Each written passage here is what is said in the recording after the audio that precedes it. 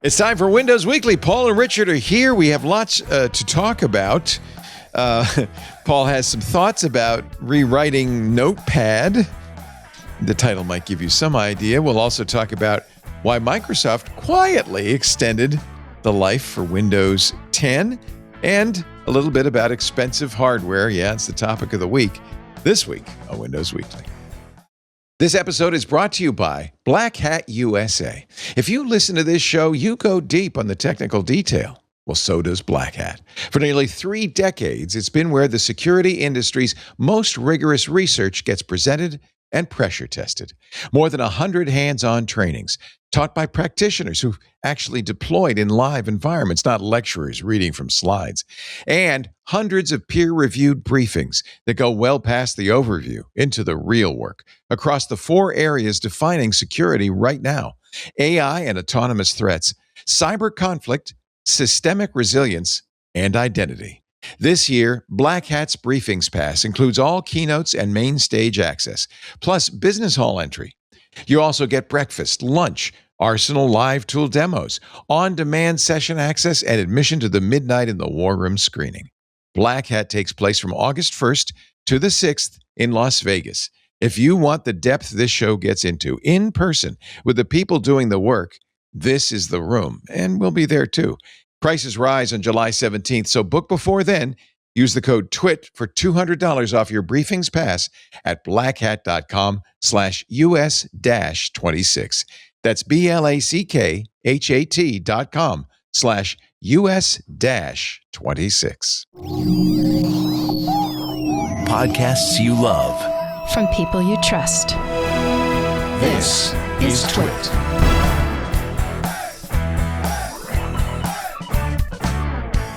This is Windows Weekly with Paul Thurrott and Richard Campbell, episode 990, recorded Wednesday, July 1st, 2026.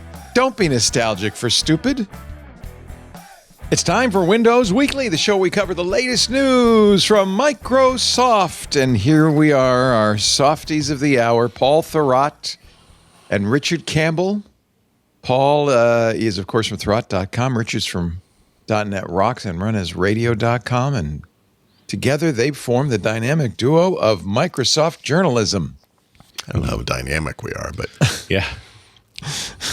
One of you's Batman, one of you's Robin. I'll let you decide. The other one is Batgirl. You figure it out. You figure it out. Hello, gentlemen. Hey. Richard's back home, which is nice. Been home for a while. It's been a few weeks in a row. Oh, has it? Oh, I guess I wasn't paying attention. It's weird. Paul is, well, home is where the heart is, and so he's at home in Macungie. Yep.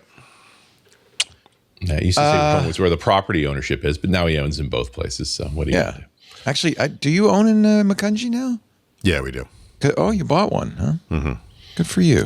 Yeah, we were renting it originally, but yes, I know. We bought it. Yeah.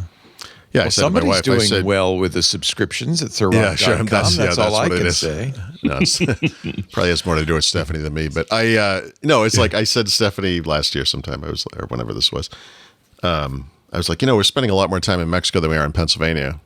We should buy a place in Pennsylvania. The logic of home ownership. Expecting her to, explain why that was ridiculous. And she's like, I was thinking the same thing. Oh, my God. Like, okay, I've inflicted you with something that's terrible, but careful. Well, that's good. Now you have homes in both places, and you have children, so it'll all work out. Yeah, I have infinite money, obviously. Yeah. And infinite money. As I keep telling my daughter who refuses not to be in school. Yeah. Yeah, meanwhile, my Bitcoin wallet's locked, and the value's plummeting. Nice. I watched it go up. Now I'm watching it go down. That's how that works. Yeah. But that's not what we're here to talk about today. Today, we have gathered together, dearly beloved, to discuss Microsoft. Yeah. What's the latest, Paul? That sounded an awful lot like a wake or a funeral. It could be, or a wedding. Our It's a first wake or a speaker, wedding, one or the other. well, it's the husband. No, it's a celebration, Leo. Last week was so busy with Windows. I wouldn't be surprised Yeah. if this week would just be quiet. It was quieter, but by the way, part of the reason is we're literally today as we record this is July 1st, right? I can't say Right. the date, but New fiscal year. this is the beginning of the fiscal year. Oh. So we've been on kind of a death knell watch for a little while, meaning like 3 years, but a lot about Xbox, but just Microsoft in general and personal tech in general too, I guess, because obviously a lot of layoffs, and then in the scheme of things with Xbox, game closures, studio closures, et cetera. So my LinkedIn feed has been filled with retirements. Just filled. I've been getting emailed from people, and it's interesting.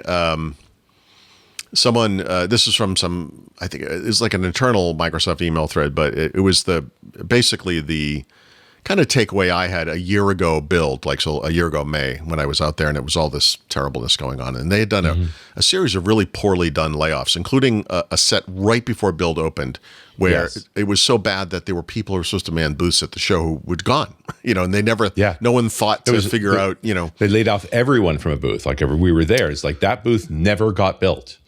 And it's because that group didn't exist. Exactly. So they've learned some lessons since then. So one of the things we've seen this year is that they offered certain employees who've been there a long time and have accrued a lot of whatever points they have, Microsoft points or something, Bing achievements, points? whatever Those it are is, so useful, whatever they are. yes, They use their Microsoft Rewards points, and they can take an early retirement and whatever. And apparently that's been very successful. Microsoft has not, to my knowledge, ever said what percentage of that group, but it was at least 30% of them, or 33%, something like that, which was their goal, and that worked out. And so one of the rumors, we'll call it for now because we don't know, is that when Microsoft does announce layoffs, apparently next week now, it will be a smaller number than anticipated because they got enough people to kind of voluntarily go. And so we'll see what happens there. But I do feel like last week a little bit, every day this week so far, absolutely kind of sense of dread in the morning for me. And I don't even work there. I'm kind of braced for the bad, Microsoft lowers the boom kind of news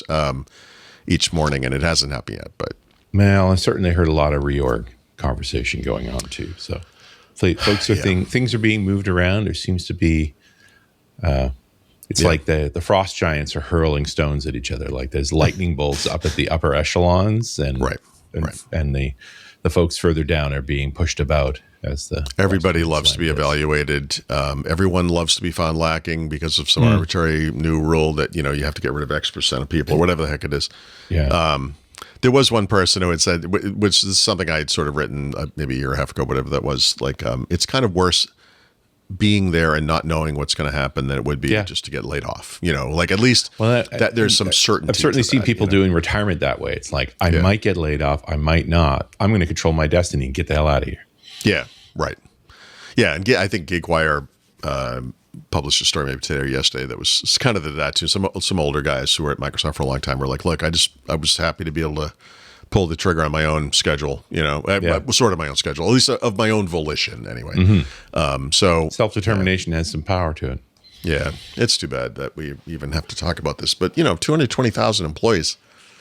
Gosh, this is not a thin, light machine. It's a fraction of the size of Amazon, but then they have warehouses. Yeah. I mean, most of those employees are drivers and warehouse people, Yeah. Anyhow, as far as actual news, since we don't have anything to say there yet, I meant to look this up. So remember some time ago, I had mentioned that last fall sometime, I said, it's weird. We haven't heard from Phil Spencer in a while, Yeah. And it's like, oh yeah. I did not look this up, so maybe I'm wrong, but Pavan Davalori, who runs Windows, started a podcast, had one episode. Did he ever make another one? I don't actually know. I don't know that. I meant to look this up this morning. I forgot. I'm not saying he's gone. I'm sure he's still around. But in the sense that it's easy to start anything, the trick is keeping it going. He says, looking at two gentlemen who have been doing podcasts for over 20 years. That there's some skill or whatever you want to call it into doing the thing, right? So we'll see. I'll have to look presumably he went down to building 25 and use the facilities that are already set up and good to go.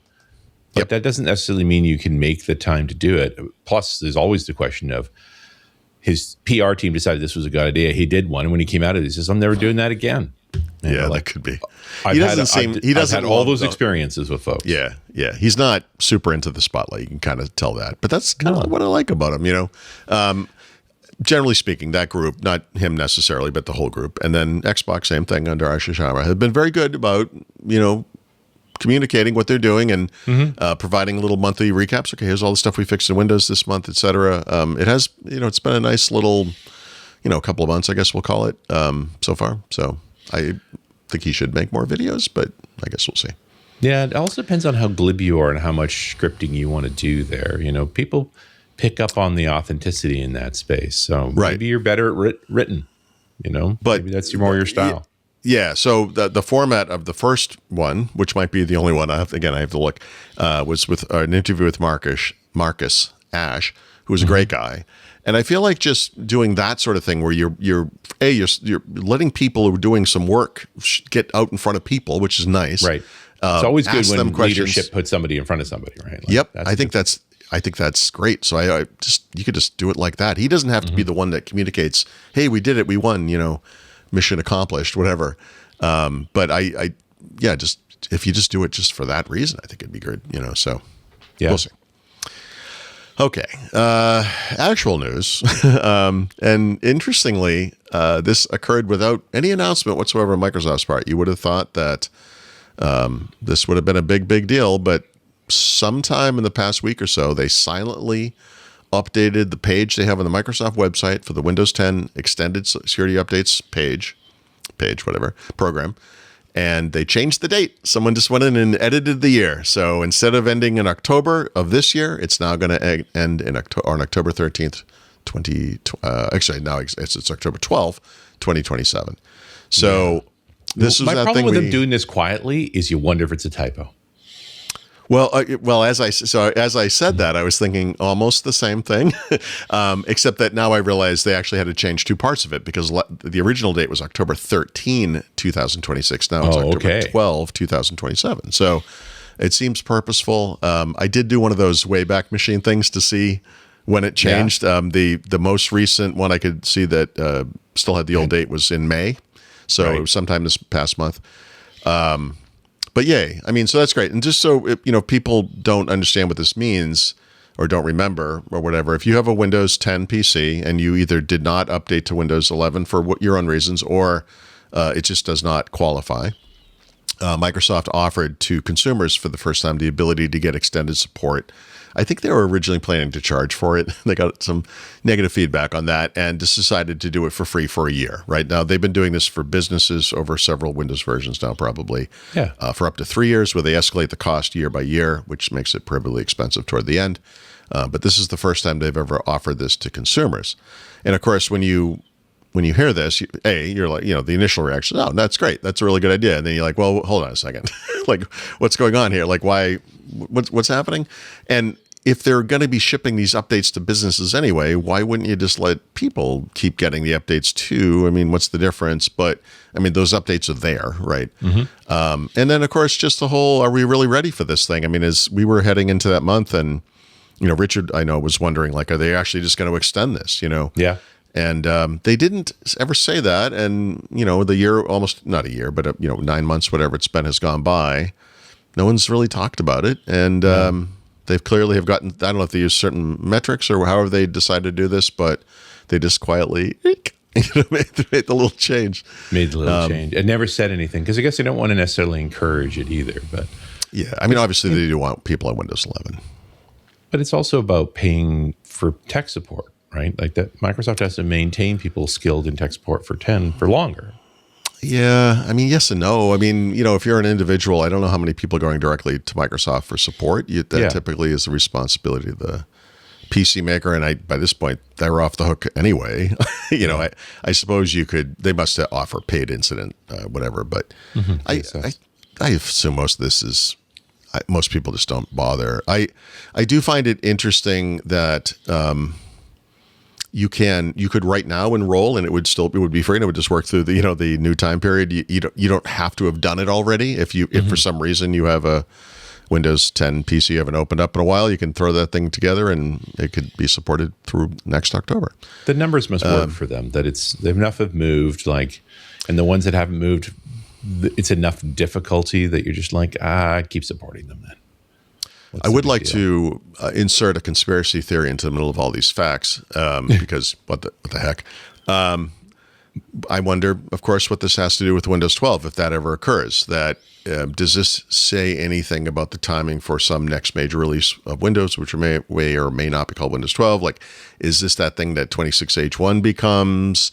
Is it going to happen next year, late this year?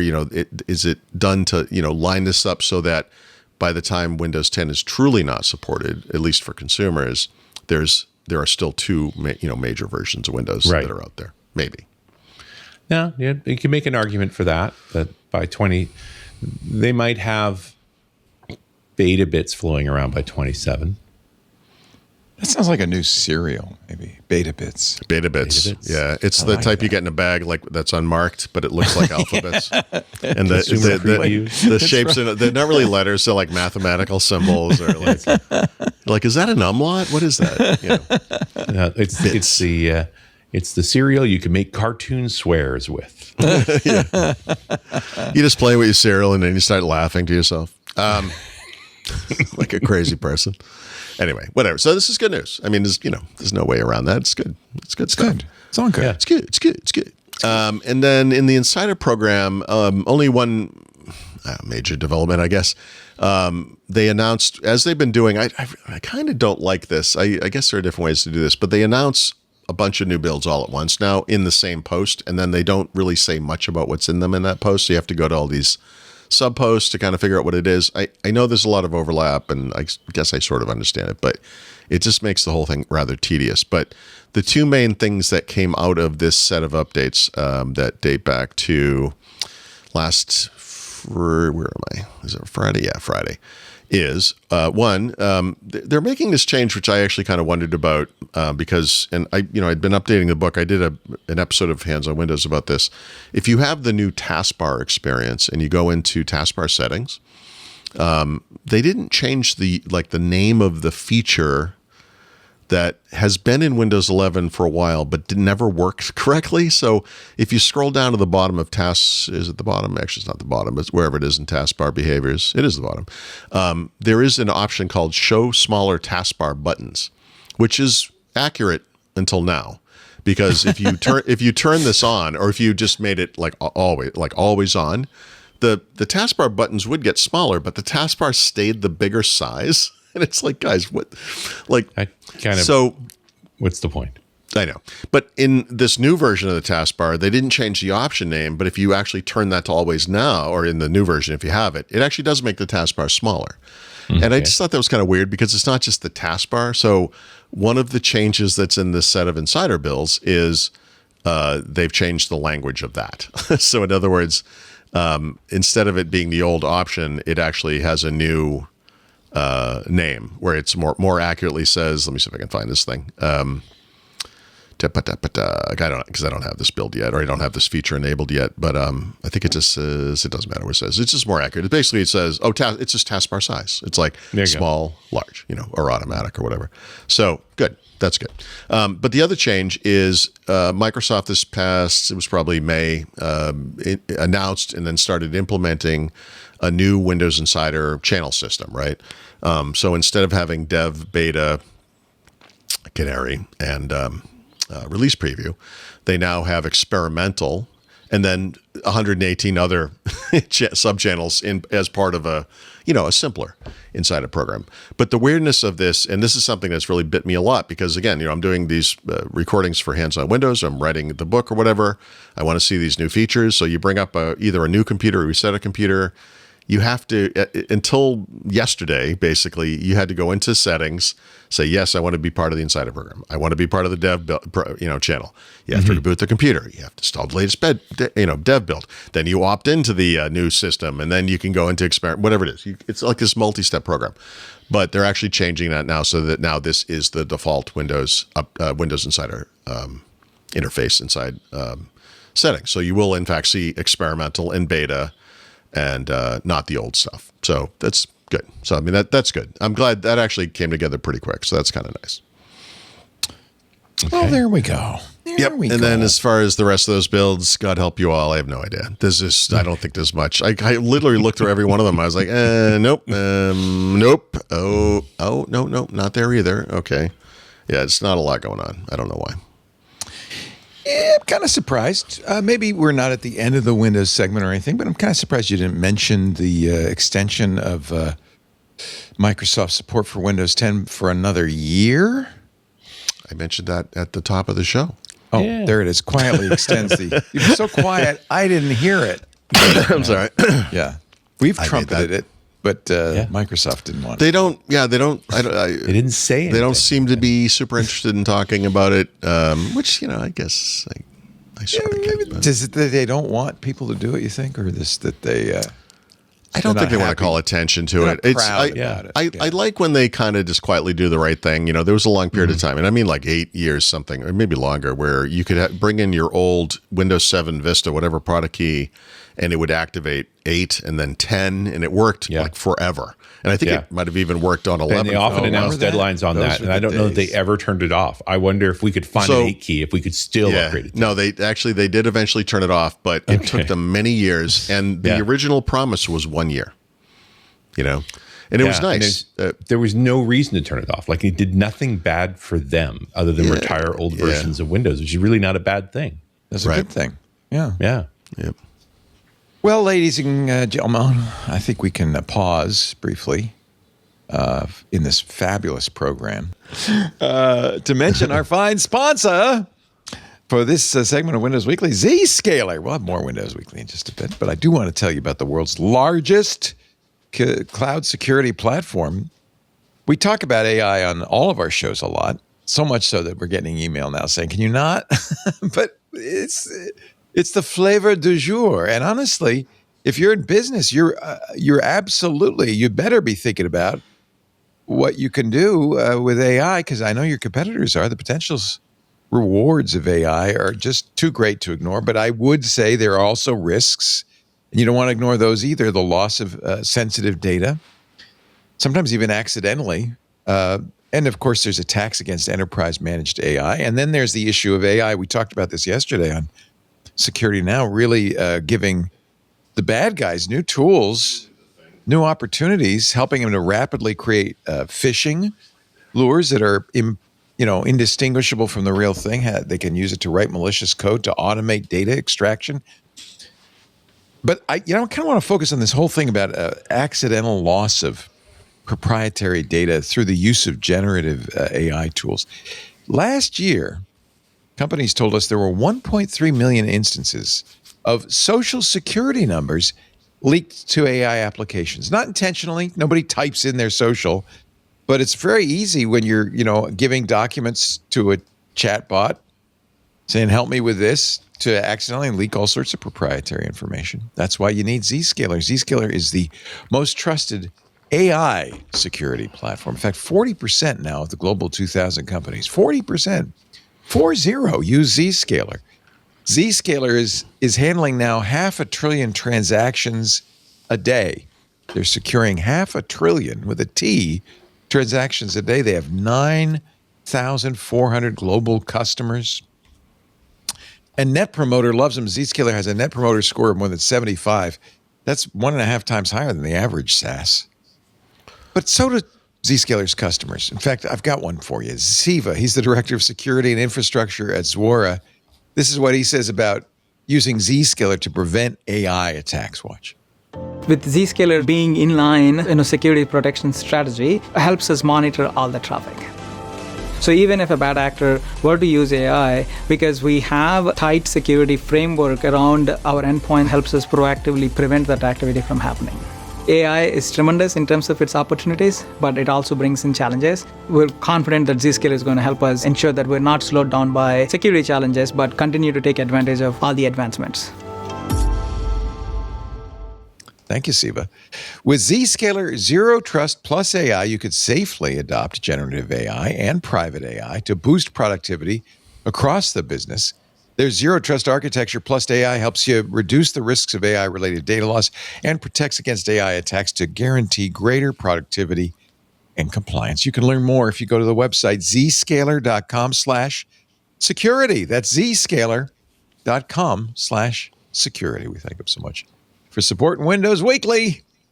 And you support us too when you go to that address. So make sure you do. zscaler.com/security. Now let's talk hardware. Yeah, we should This was start a bad new week for Apple fans. I know. We should. It's bad week for everybody, really. I guess everybody. Yeah. Yeah. We have an AI segment, and maybe we need like a component crisis segment. Like it could be like if you guys, we were all alive during the hostage crisis with Iran. America, it's like day Ram 627. held hostage. Yeah, exactly. But they are hand in hand, though. It is the listeners AI, me. Crisis. In Yeah, a I way. guess in some ways They kind of go hand in hand. I have had listeners asking me about, are you going to do a show about the hardware crisis? I'm like, what am I going to say? I know. It's Yeah, like, it yeah, is a hardware everything's- crisis. All we're going to do is just complain every week about how much more expensive everything is, And it's not going to go down ever, do you think? I mean, this is this is Prices the never debate, go down. right? Yeah, I don't know. That's the worry. I do feel like if they go down, they'll plateau higher than they were before, if that makes sense. But again, we don't know when it's going to end. We don't know. You do have the problem that, what are we at? 3 companies that make 90+% of all the memory. Yeah, Micron, SK Hynix, and Samsung. Yeah. Right, So that's pretty collusive at some point. Well, and there is a lawsuit actually in California Yeah. against them for price fixing, but they're not building new fabs. Oh, I guess Micron supposedly is breaking ground in New York State. So Micron, I guess some of those companies could, but here's the thing: why? There's really no incentive for them to do that. When you think about it, they're charging incredibly high prices. These things cost billions and billions of dollars to make. They take years and years to make. Yeah. And by the $100 time you billion get this for thing, the New York State fab for Micron, 100 yeah. So million. if you once you get this thing Crazy. done, there's a pretty good chance you can't charge the prices you were charging when you started building the thing, which is a big problem. You might have all this capacity that never goes used. There you go. That's a huge problem. Yeah. And there's only so much demand for. We haven't reached the end of it, but they're selling every one they can make, I think. Right, at the price they have. So if it somehow made sense, you could instantly spin a thing up and keep charging that price, they would do it. It's not going to solve our problem because they're not going to sell that stuff to PC makers or device makers. They're going to sell it to AI companies. Well, and even then, it's 4 years away, right? Like whatever's going to happen with AI is going to have happened. That's what all the companies are saying. It's like 2030 before there's even a chance of this fixing. Yeah, this is not a, why doesn't Apple just make iPhones in the United States? It's like, you use the word just in there, and I got to say that really did a lot of screws up heavy the lifting. conversation. Yeah, this just betrays a lack of understanding of how these things work. So there's no solving it. And, past maybe 2 weeks ago, whenever it was, we were talking, about this, as we will for a lot this year. We'll talk about it for Xbox later. But companies that are better positioned to kind of withstand this, so to speak, are now starting to fall as well, and Apple being the biggest one. So I did wake up one morning. I actually noticed this as it was happening. I don't know why I did this, but I went to the Apple store and said, "We're down right now. We'll be back in a little while." And I was like, "Oh, that's not good. It's not good. They don't have anything coming out now. This is not a new product." And I would say, except for iPhones, they basically raised the price on all of their their major hardware products. So some of these are gigantic increases depending on what in Apple. I don't remember the exact prices on like things like Apple TV, but like Apple TV 4K, whatever the latest one is, went from 200 to 350 or something. Like it's like some of these like jumps are pretty big. I think I know for the about that is I doubt they're making new Apple TVs. I doubt that this is passing along the costs of making new Apple TVs. Yeah, This right. is a 40-year-old product. I got to? that. By the way, it was 150 to 250. Not whatever I said, but yeah, these things all went up pretty. That's a significant costs go up. increase. That's a 75%. It's a big increase. I had bought an iPad Pro back in I guess May, and that and every other iPad Pro is $200 more per configuration, than it was at the time. And boy, did I save a lot of money because the price.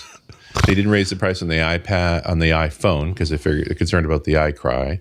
So they offset the cost by raising the price on the other products more. Yeah, and they will raise the price on the new ones The when next those come iPhone out. will cost that much more. Of course Yeah. it will. iPhone, Yeah. Apple Watch, and AirPods. But now remember, the AirPods don't have RAM or hard Right. drives. The iPad has RAM and Yep. SSDs, as does the iPhone. Yes. But yeah, I figured they're going to do. Let's see. No, it was the watch. The watch has RAM but no storage.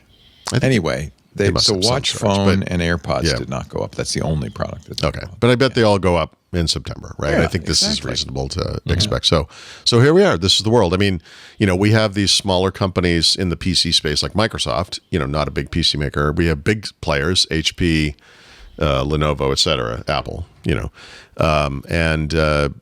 We've reached the point of there's no one immune at this point, and that's bad for everybody. And we've already talked about how bad the Surface price increases were this year. They just announced those new products, and we're just going to see this everywhere.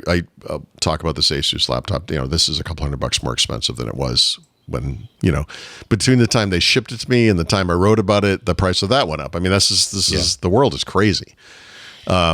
So there's that. So I think Apple is the canary in this particular coal mine, or maybe one of the opposite of a canary is because they were last. The But opposite. Yeah, I they're don't last. know.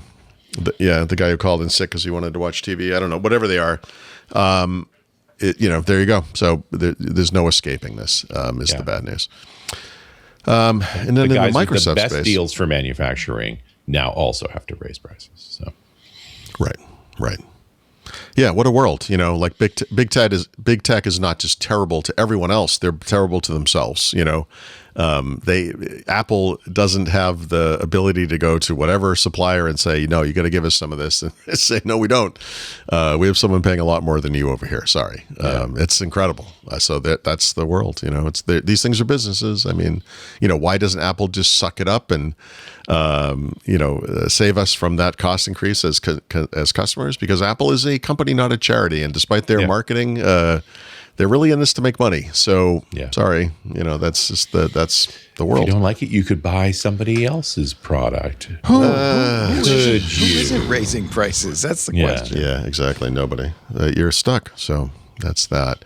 I don't remember the timing anymore, but sometime in the past month or so, Microsoft announced the new Qualcomm Snapdragon X2 based Surface laptop and Surface Pros, right? And there are multiple models of each. One of the things they had said at the announcement was that they would sell in the future configurations with 8 gigs of RAM. Until they did that, all these things started at 16. These are Copilot plus PCs. In the same way that Wasn't Microsoft 16 the base for Copilot plus PC? Yeah, it is. Yeah. So Microsoft quietly extended Windows 10 ESU by a year, and they also quietly released those 8 gig configurations without telling anybody. So if you go to configure one of these, you will in fact be able to buy an 8 gig version of it's probably the smaller of each, like the 12-inch Surface Pro, because there was a 13-inch, and then the 13-inch Surface laptop, whereas there's also a 13.5 and a 15-inch model there. They start at $850 and $950 respectively. They announced those things before, or they didn't announce them. I'm sorry. They added those things to their website to buy before Apple announced that they were raising prices. So at that time, it was like, well, the MacBook Neo, also 8 gigs of RAM, started at $600. And it was like, but now those are a little more expensive. I think I think the base price is probably, I assume it's $699 or whatever. It's a little closer. The Microsoft ones are still more expensive. They have to be. But the hope here is that the work that Microsoft and Apple respectively are doing to their platforms this year to make these systems more efficient and more resource friendly will make that experience better. I wouldn't touch an 8 gig PC, with your hands. Yeah. I don't. Seems like an unwise solution to the problem. It's better to buy an extended warranty on your existing machine and stretch it out another year or two. We talked about this last week, I think, but this is compounded by the fact that all of these computers basically, the RAM is either soldered or integrated into the SoC, and there is no way to upgrade this later. And that's a huge problem because you can make a compelling case for saving money today and getting less storage and RAM than you might want, with the understanding that in the future there'll be a sale someday or whatever it is, maybe prices actually come down, whatever, you'll be able to upgrade that. And it's okay. That's it's not not a ideal, thing. but it's not a thing for the vast majority of PCs. I think I've only, for all the I don't know how many I've reviewed so far this year, but usually it's like 20 to 25 in a year. I've only seen one computer with upgradable RAM myself, which, is anecdotal, but there just aren't that many of them. No. The drive for the Ultrabook for maximum thickness and so forth drove us to soldered on components. Yeah. Yeah. All- No, the it all industry went was we were so busy copying Apple, we sort of never thought about how we might better differentiate, what the outcome might be, et cetera. Yeah. So it's But the too market bad. also accepted it too and said, "Oh, I can't change the RAM. Whatever. I never changed the RAM." It's so troubling. And this too is a thing. It's not. There will be exceptions to this. Of course, there are some laptop models.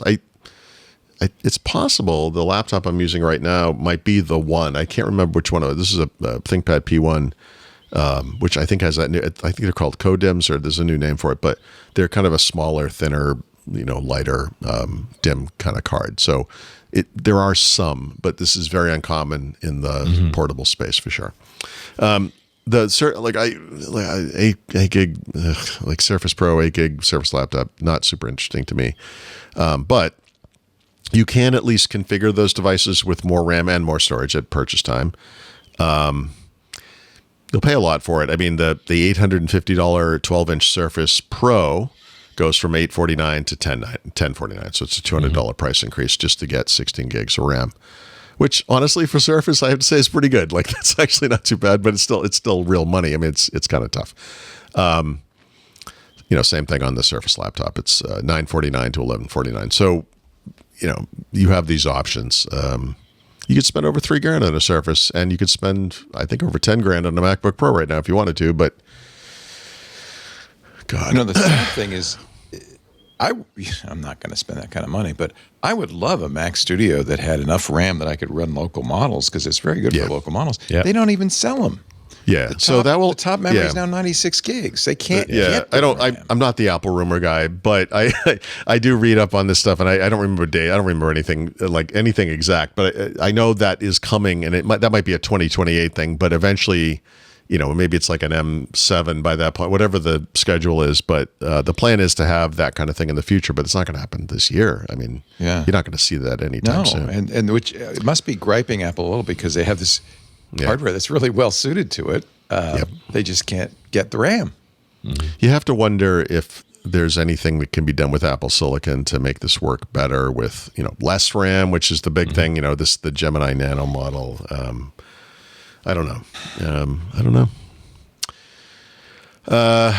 Okay, so there's that. And then, of course, when you hear this, you're like, well, Microsoft has sold these Surface Go, Surface Laptop Go, these low-end computers. Now, as these were coming out, just a few years back, several years back, whatever it might be, they were using the equivalent, whatever the names are, in modern days, of what we used to call Pentium or Celeron. Intel has a Wildcat chip set coming out is the modern version of that stuff. It's supposed to be pretty good, I mean, Qualcomm rather announced the Snapdragon C, et cetera. But apparently Microsoft has discontinued those laptops, so they hadn't been refreshed in a long time. But when Zach Bowden over at Windows Central says that they've ended production, there are no versions in the pipeline. They weren't Copilot PC compliant.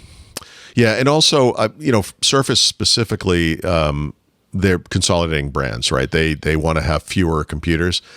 And this is a lot like the Insider program. So it's primarily Surface Laptop and Surface Pro, but there are 3 different versions of laptop and 2 different versions of Pro. And there are multiple versions of both because they come with Intel and Qualcomm versions. Right. So it's still kind of complicated. So I think Microsoft's official answer, if they ever address this, would be to say we don't need those anymore, because what we have now is the 8 gig configurations of Surface Laptop and Pro. Yeah. An 8 gig configuration of either of those products with a Qualcomm Snapdragon C, I would be vaguely curious about, but maybe they're not ready. That's not what they're offering. So the $850, $950 price is a Snapdragon X2 Plus. Actually, it might be an X1 Plus. Let me look. Excuse me. I'm sorry. It's actually last year's Plus. It's not even the X2 Plus. It's the X Plus from last year, which sounds terrible. It's not. And that's, in fact, we'll talk about that in one moment. My experience last year buying what at the time was a $600 Snapdragon X, like the very basest version of that chip on a 15-inch HP laptop, was wonderful. That computer's still fantastic today. This year, you kind of step up to an X2 Plus, and I just reviewed I think it's an IdeaPad Slim 5X, which is at $850. Fantastic, So those low-end chips are actually very good. I would be more willing to accept a low-end Snapdragon than an Intel chip any day. I mean, there's no doubt about that. I don't know if a Snapdragon C will be cheaper, or maybe they went with the last year chip because that actually is cheaper. I don't know. I mean, it's Microsoft, who can say? But maybe they got a good deal on them. They went to a yard sale. There were a bunch of them in a basket. I don't know what they're doing, but that's what they're doing. So that's a thing.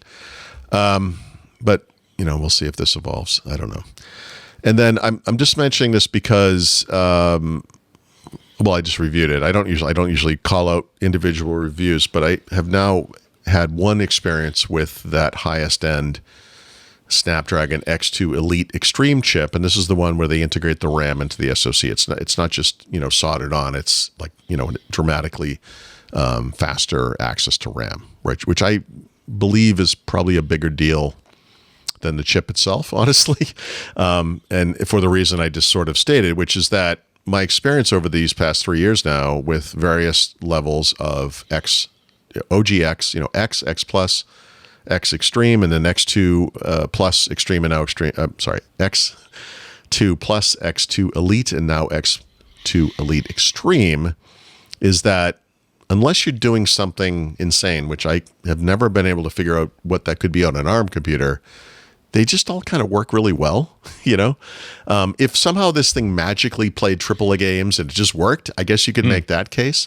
There's no version of a test that makes sense to me where I could demonstrate that running some local AI task, whatever it might be, doubling the resolution of an image in photos, or pick your little whatever it is, that where I can say, yep, this thing is like 25, 50%, whatever number faster. I don't see that. I don't know what to say about this. So this thing is wonderful. It's a little expensive. It's probably more future proof, and a lot of it has to do with, I think, with the speed of the RAM, honestly.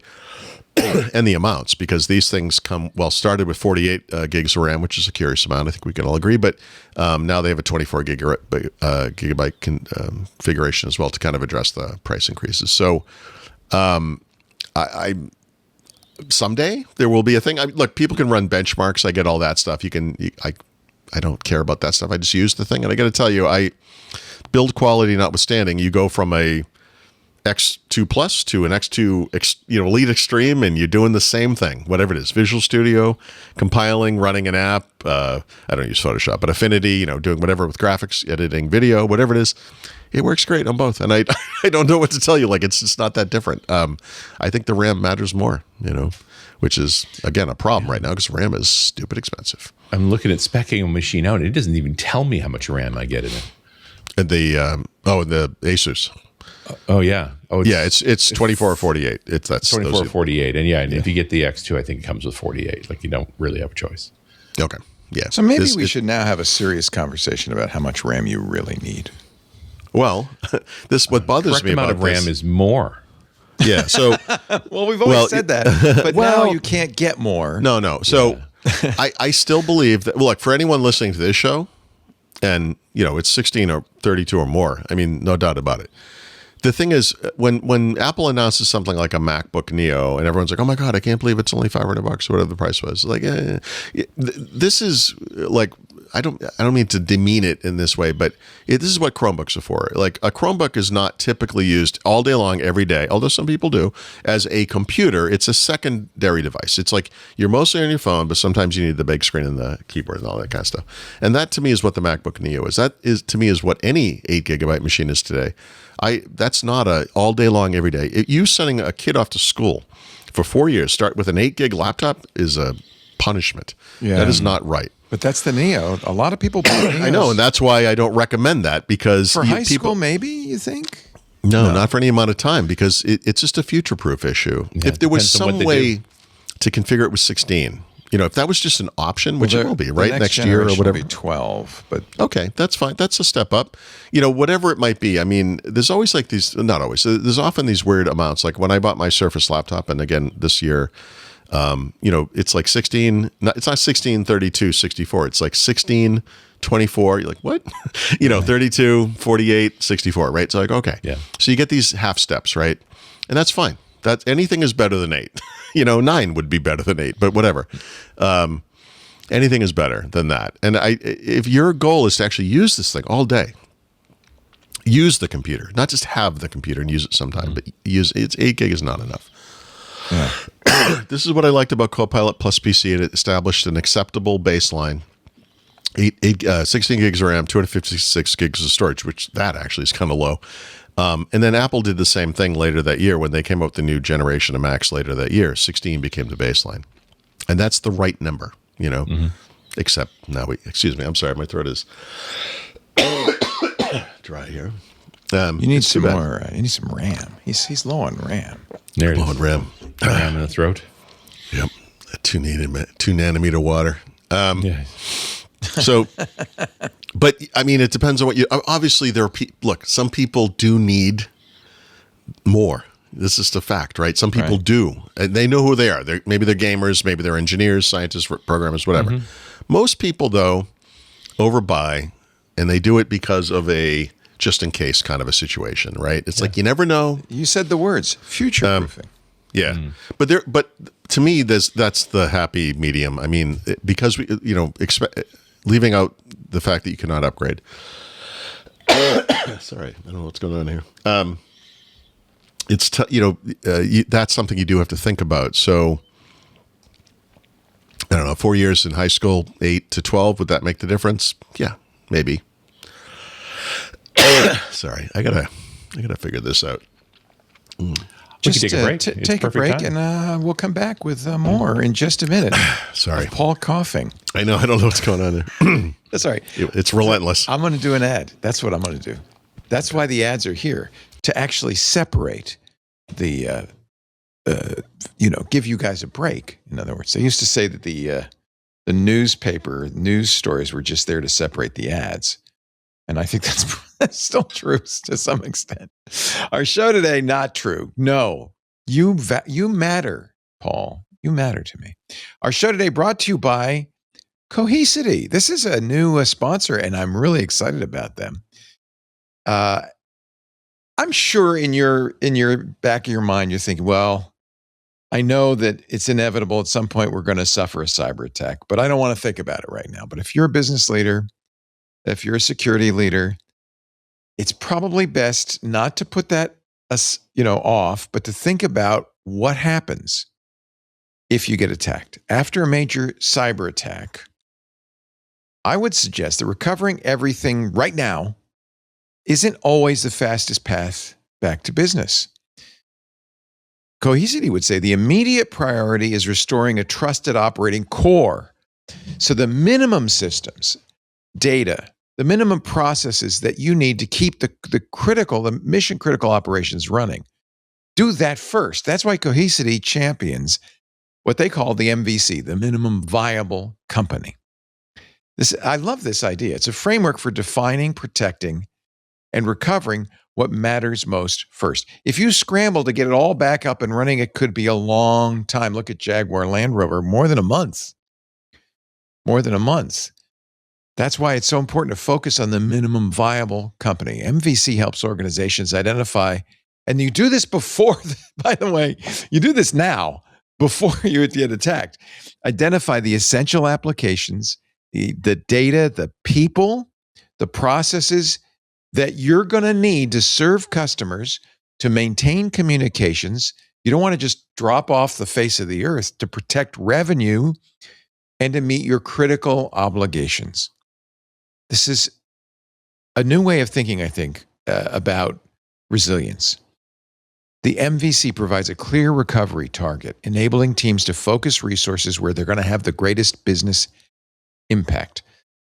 By restoring this trusted operating core first, organizations can reduce downtime, accelerate recovery, maintain continuity, while the broader restoration efforts continue. You're not saying we're not going to fix it. You're just saying, let's get the minimum viable company up first. Because cyber resilience isn't just about getting systems back online. It's about keeping the business operating when disruption strikes. Have you considered this? Have you thought about this? I'll tell you what, you can learn more when you go to cohesity.com/resilience. Cohesity, resilience everywhere. I really like this. I think this is really an important thing to consider. What's the most important core of things you can get going? And Cohesity help you do that. Cohesity.com/resilience. We've got Paul's minimal viable voice back. I know. I think so by the way, we're having a crazy heat wave thing here on the East Coast. It's going to be 100 degrees tomorrow. It's 96 right now. Yikes. Nuts. But so, the AC's cranking, but I usually keep a couple of windows cracked, like in the bedroom, for example. I actually close those. I wonder if it's not just like AC, like just dries dryness you out. in the air. It might well be. Yeah, sure. Could be. Yeah. I don't know. Anyway. Anything that keeps tell me, I will make up an ad if you need it. You just tell me when you need a break. Okay. I think anything that makes me speak less is fine. So, it's all good. Anyway, so look, just to kind of wrap up the whole component crisis thing, we're screwed. Okay, so we do have some AI stuff this week. We might as well benefit from the reason for our component crisis. Remember that memory you can't buy? It's trying to understand the sentence you just wrote. It's like, so the first story is like kind of bizarre in a way. So HP, right, the world's second biggest maker of PCs, is partnering with OpenAI, and the reason you're having problems selling PCs is going to somehow be the thing that helps you sell more PCs. So here's the thing. So this is a tough one. I love HP. They make great products. I'm not really dumping on them or anything like that. But HP, like Lenovo, does the same thing. They, depending on the type of PC you buy, there's going to be like this stuff bundled on there. Some of it's going to be from third parties. Some of it's going to be from HP.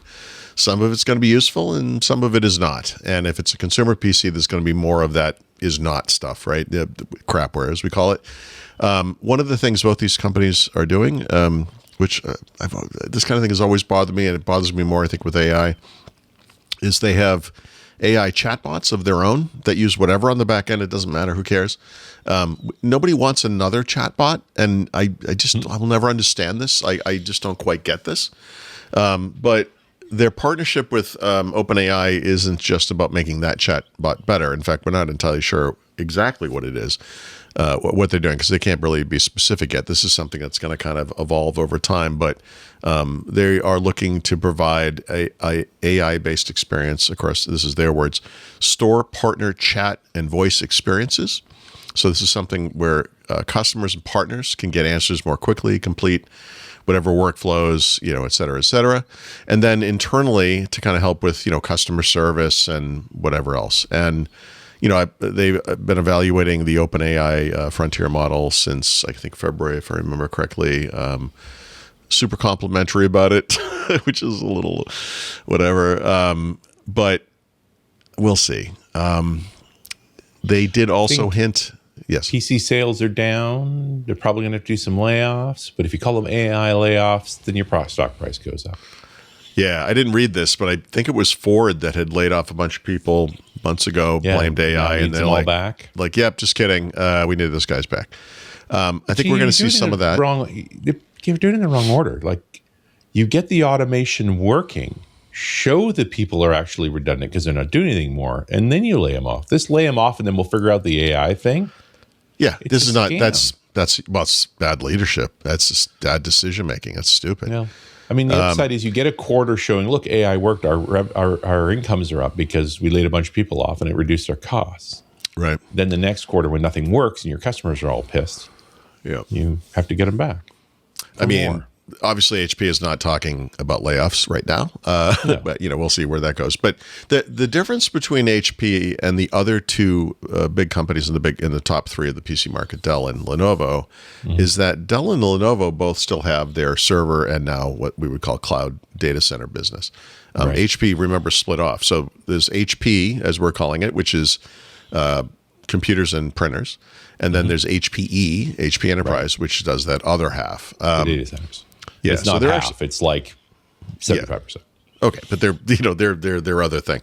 So today, what we're seeing on in the industry, except for with HP, is that Dell and Lenovo are growing very quickly month or quarter over quarter because they have this growing data center business, or two businesses, right? And HP does not have that. HP, like Lenovo, also sell, and no, not like Dell, actually, mostly like Lenovo, also sells other devices. And there's the obvious devices, keyboards, mice, et cetera, cameras, but also just different things. They sell all kinds of peripherals and sort of smart devices. HP, or Lenovo rather, has a big business, Android tablets and smart devices of all kinds, and they do all that kind of stuff. So HP kind of hints that they're working on what they call a suite of agentic AI devices that seamlessly integrate into existing workflows, increasing employee efficiency. And so these things are apparently going to require what they call, again, in their words, always-on inference and hardware optimized for running agentic AI workloads 24/7. HP, I feel like, has kind of gotten away from this a little. Lenovo is much bigger in this space right now, but for many years was doing lots of experimental PCs, but also other devices that you kind of use around PCs, where maybe you have this scanner that you would use in a professional environment to for scanning, obviously, or whatever, line printing and whatever different things. But it seems like maybe given the downturn in PCs that might persist for some years, they're trying to expand where they can, right? Which is not into servers or the data center like Dell and Lenovo can do, but rather in this new direction. So maybe there's something here that I'm not privy to, because honestly, it's pretty vague. But it is kind of curious. It's like, we've embraced the company that's putting us out of business. Okay, good luck with that. Well, and I mean, you want to do a project to optimize your firm that's not doing well for various reasons. Hopefully you do it in an appropriate way, where when it has success, then you make changes to optimize. But you might as well go with the so-called expert. Yes. Yeah. I mean, how many years has OpenAI got experience helping enterprises automate with their tools? 2? Right. And is it really experience, or is it? Yeah, I don't know. Look, maybe this is going to be the greatest thing in the world. I find it curious. They're a pretty, the origins of that company are a responsible group of engineers, and hopefully responsible engineers pilot this project and give us real results. Yeah, I mean, the people I know there and the people I meet there who kind of are behind the scenes and work on the hardware, fantastic. I mean, they really do make great computers, but they're also constrained by the world as it is, like everyone else. So, we'll see what that looks like, but it's kind of interesting. I had to look this one up because I have to say I wasn't sure. Anthropic announced a new version of their what they call the Cloud Sonnet model, version 5. And at first I was like, wait a minute. I'm like, is this something that could run locally? Is this like an SLM? And it's not. It's a cloud model. It's all the big players have their biggest, what they now call frontier models, but they also have these more efficient models that are faster, less expensive, et cetera. And then of course they have the SLMs, and in some cases they'll have open source versions like Google makes Gamma and so forth. This isn't, so it is a cloud model. Basically what this thing is something we're starting to see a lot, where these companies realize that their own cost overruns, which involve just requiring massive amounts of infrastructure to get anything done, are a huge problem and are a big blocker to profitability. And they're trying to make now more efficient models across the board. So they still offer the big heavy models, like in their case, Opus 4.8 is latest version. But then they have this thing, which when you look at the scores where they compare them and compare to the predecessor, this thing is very, very close in almost all categories to the big, heavy, expensive model, but it's dramatically less expensive and faster. Yeah. And I think this is going to be part of that. I always call it orchestration because I'm not sure how else to describe this, but you're going to have this collection of models. Some of them are going to be very focused on whatever particular task or workflow, whatever it is. Some of them are going to be more general and humongous, but figuring out which one to use and which time is important. And they're starting to do smart defaults for people. So they don't overspend, because they're starting to charge, individuals for this stuff now too, which is important. Yeah. You can override that if you like, no, I want the expensive one. I know what I'm doing. You have to go do that manually, but you can do it. So this is just interesting. As And I just always as a question trend. whether people really know one way or the other, right? I often ask them, like, why was that one better than that one? Like, what's your metric? What are you actually testing for? Yeah. Well, right. And a lot of people would say, I just want the best one. It's the reason I bought a $3,000 computer. Yeah. I just, But I that want doesn't all the mean gigs. much when it's running in the cloud anyway. You could have run it on a That's right. pack of gum with wings. Yeah. Right. Did we talk about Mythos being available again? No, we did not. So, yeah, I didn't follow the exact trajectory of this, but it probably had been mostly unavailable, I'll call it, for the better part of a month, I think it was, or just 2 weeks or 2 weeks. Yeah, it was shut just down on the feels 12th, like a back year. on the 27th. Yeah, it felt like an eternity. The world changed while it was gone, and suddenly China's on top, Yeah. right? Yeah, right. Exactly. That's Perceived crazy. to Right? be. Yeah. I'm looking now to see. I still don't have Fable back, but it's No, supposedly they said today Fable was it will supposed to come be back. today. Yeah. Okay. Yeah. Yeah, we talked about the reason this is bad, and it's to me, it's really about the companies, especially, but governments too, right? That are using this to look for vulnerabilities in their most critical software, and then fix that stuff. And whatever, we can go back and forth, and we always will. But pros and cons of AI in this case, and there's a lot of argument to be made. But this is the clearest, best, most defensible use of AI, maybe that there is. Like it's great. I hope someday we hear what went on for these 2 weeks. Yeah. Like, I thought it would be the weekend, right? They shut it down on the Friday. By Monday, it'd be back. I'm kind of stunned it was 2 weeks. Did nobody clue in? You were impairing all the white hats trying to make the system safer? Well, I don't know why. I mean, this is a government thing, and we don't exactly have a functioning government, so it's No, it's a problem. well, it's a problem. They went and, I mean, immediately to the citizenship test because Somebody if you're a called citizen, it you must a be huge own goal Yeah. this week Yeah. because what happened is a lot of people said, "Oh, crikey!" And by the way, not just people in the U.S., but people around the world. Yeah. If the government can just block an AI model Exactly. randomly for no apparent reason and without That's right. explaining, we better not be dependent on American AI models. We were already in a period where Europe, especially, but the world has an understanding that we need to be independent of the United States because we cannot trust this country to do the right thing for us. Like, of course you can't. And this drove that home very nicely. I mean, this is this is why it's not just can't have access nice to the things. best AI chips; it's national security. I mean, I just look at myself. So the first thing I did is I said, well, what else can I? Because I was in the middle of a Fable build. I know where big this one. is going to end with the word DeepSeek, isn't it?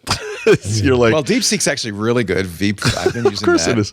Then there's GLM from Z.AI, which is about a tenth of the cost and is very good. And then there's Quen. There's a number of Chinese, but these are all Chinese models. Yeah. right. There are some I can run locally, and that's This is of like, real interest. look, to me. this is like anything else. We all have opinions about China in this case and whatever. But let me tell you, the first time you get into a Chinese electric vehicle like I do in Mexico, and you're like, I'm sorry, did the future happen? And no one told me? Yeah. It's astonishing like how good these things are and how inexpensive they are. To extend that analogy, this is if the American president decided, let's ban American cars. Right. Right. And all of a sudden, everybody discovered how good the Chinese EVs were. Yeah. Yep. And then 3 weeks later, he says, never mind, let's not ban them. But it's too late. Yeah, now everybody knows. Yeah. Nobody Everybody cares. now knows. Yeah. So, and by the way, Anthropic's already said when Fable comes back, Fable and Mythos apparently will be available to the public today. But when they come back with massive restrictions, they even said, in some cases, when you're coding with Fable, it will drop back to Opus 4.8. So prepare. The clock has started. Within minutes, you're going to hear people going, "They nerfed it. It's no good anymore." It's crippled. Yeah. They can't. And it could never live up to what our imaginations thought it was anyway. Right. Yeah. Well, So that's this funny is- because this is that's not my good. back of the book topic. It's like we're nostalgic now for something that happened 3 weeks ago. Remember the good old Those were days, the Leo, days. when AI was open to everybody, and we just go, it's crazy. I right? actually been. It was an eye opener, and I've been very happy with running a local model for a lot of my work. I still use Claude for hardcore coding, but I don't have to use it for everything. And I think Right. it's just risky. It's bad for Anthropic. And Anthropic sort of brought this on themselves by scaring everybody. Yeah. You know, you there's don't only want to one scare person President Trump because he has a that's lot the of one not to power. scare. Yeah. And you scare him, he might react. And rather in ways- reactionary. Yeah. I haven't noticed that, but I no, I'm just kidding. It's like stepping on a cat's tail, you know? It's like, like, where did that come from? You know? Yeah. So anyway, Yeah. We'll talk about it a lot coming up on intelligent machines, but I think Between now and the time you do, it will probably change, right? In other words, Exactly. those models will probably arrive, and then we'll see, and you may already start getting stories from people like, they screwed this thing up, you know? Yeah. We'll see. We'll see what happens, but it's amazing. What a world. it is crazy.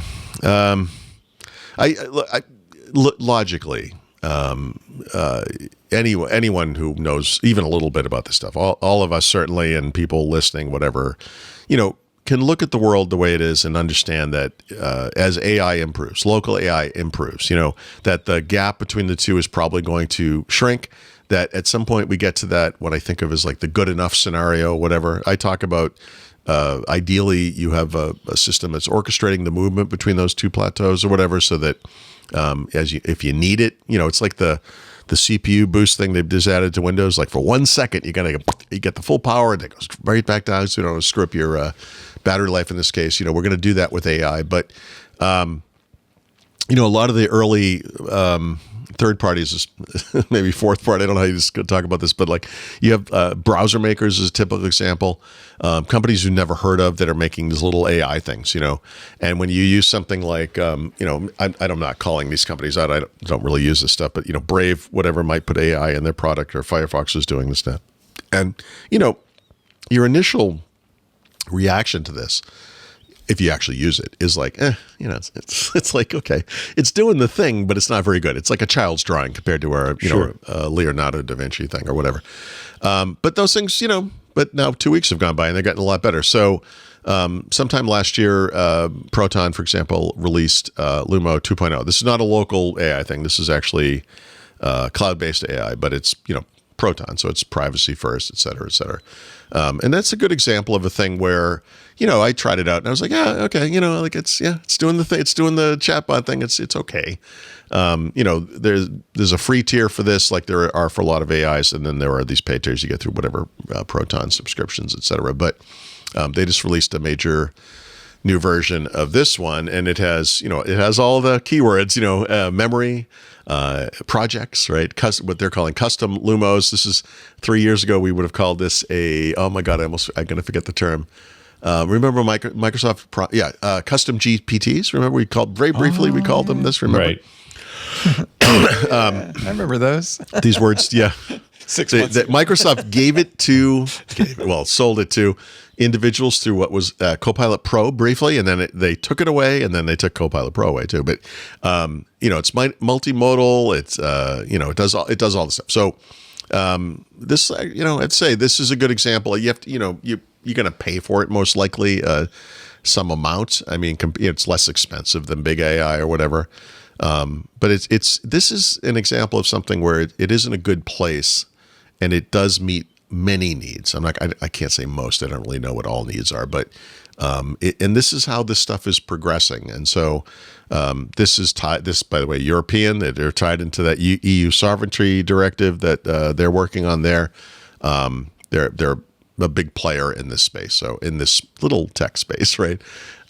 So that's interesting to me. This is again, as in the sense that all AI is always getting better. I feel like the local AI is. The Microsoft thing became Scout, right? They shut it all down, reorganized it. The Microsoft thing? That's their agent, and now Google has their Spark. personal agent. Their OpenClaw. This is their personal AI agent. Right. It uses an individual, that, like Leo just said, Spark for Google. Yeah. Mm-hmm. I use Hermes because I decided I didn't want any company.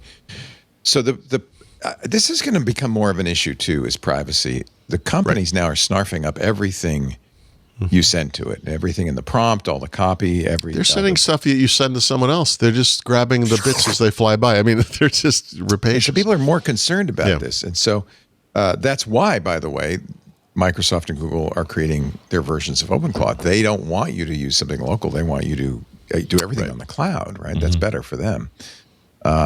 So I'm using a open source one that it sits on my hard drive, all the memories on the hard drive. And what I really want to do is also use a local model, because then nothing goes out of my network. Yeah. Right.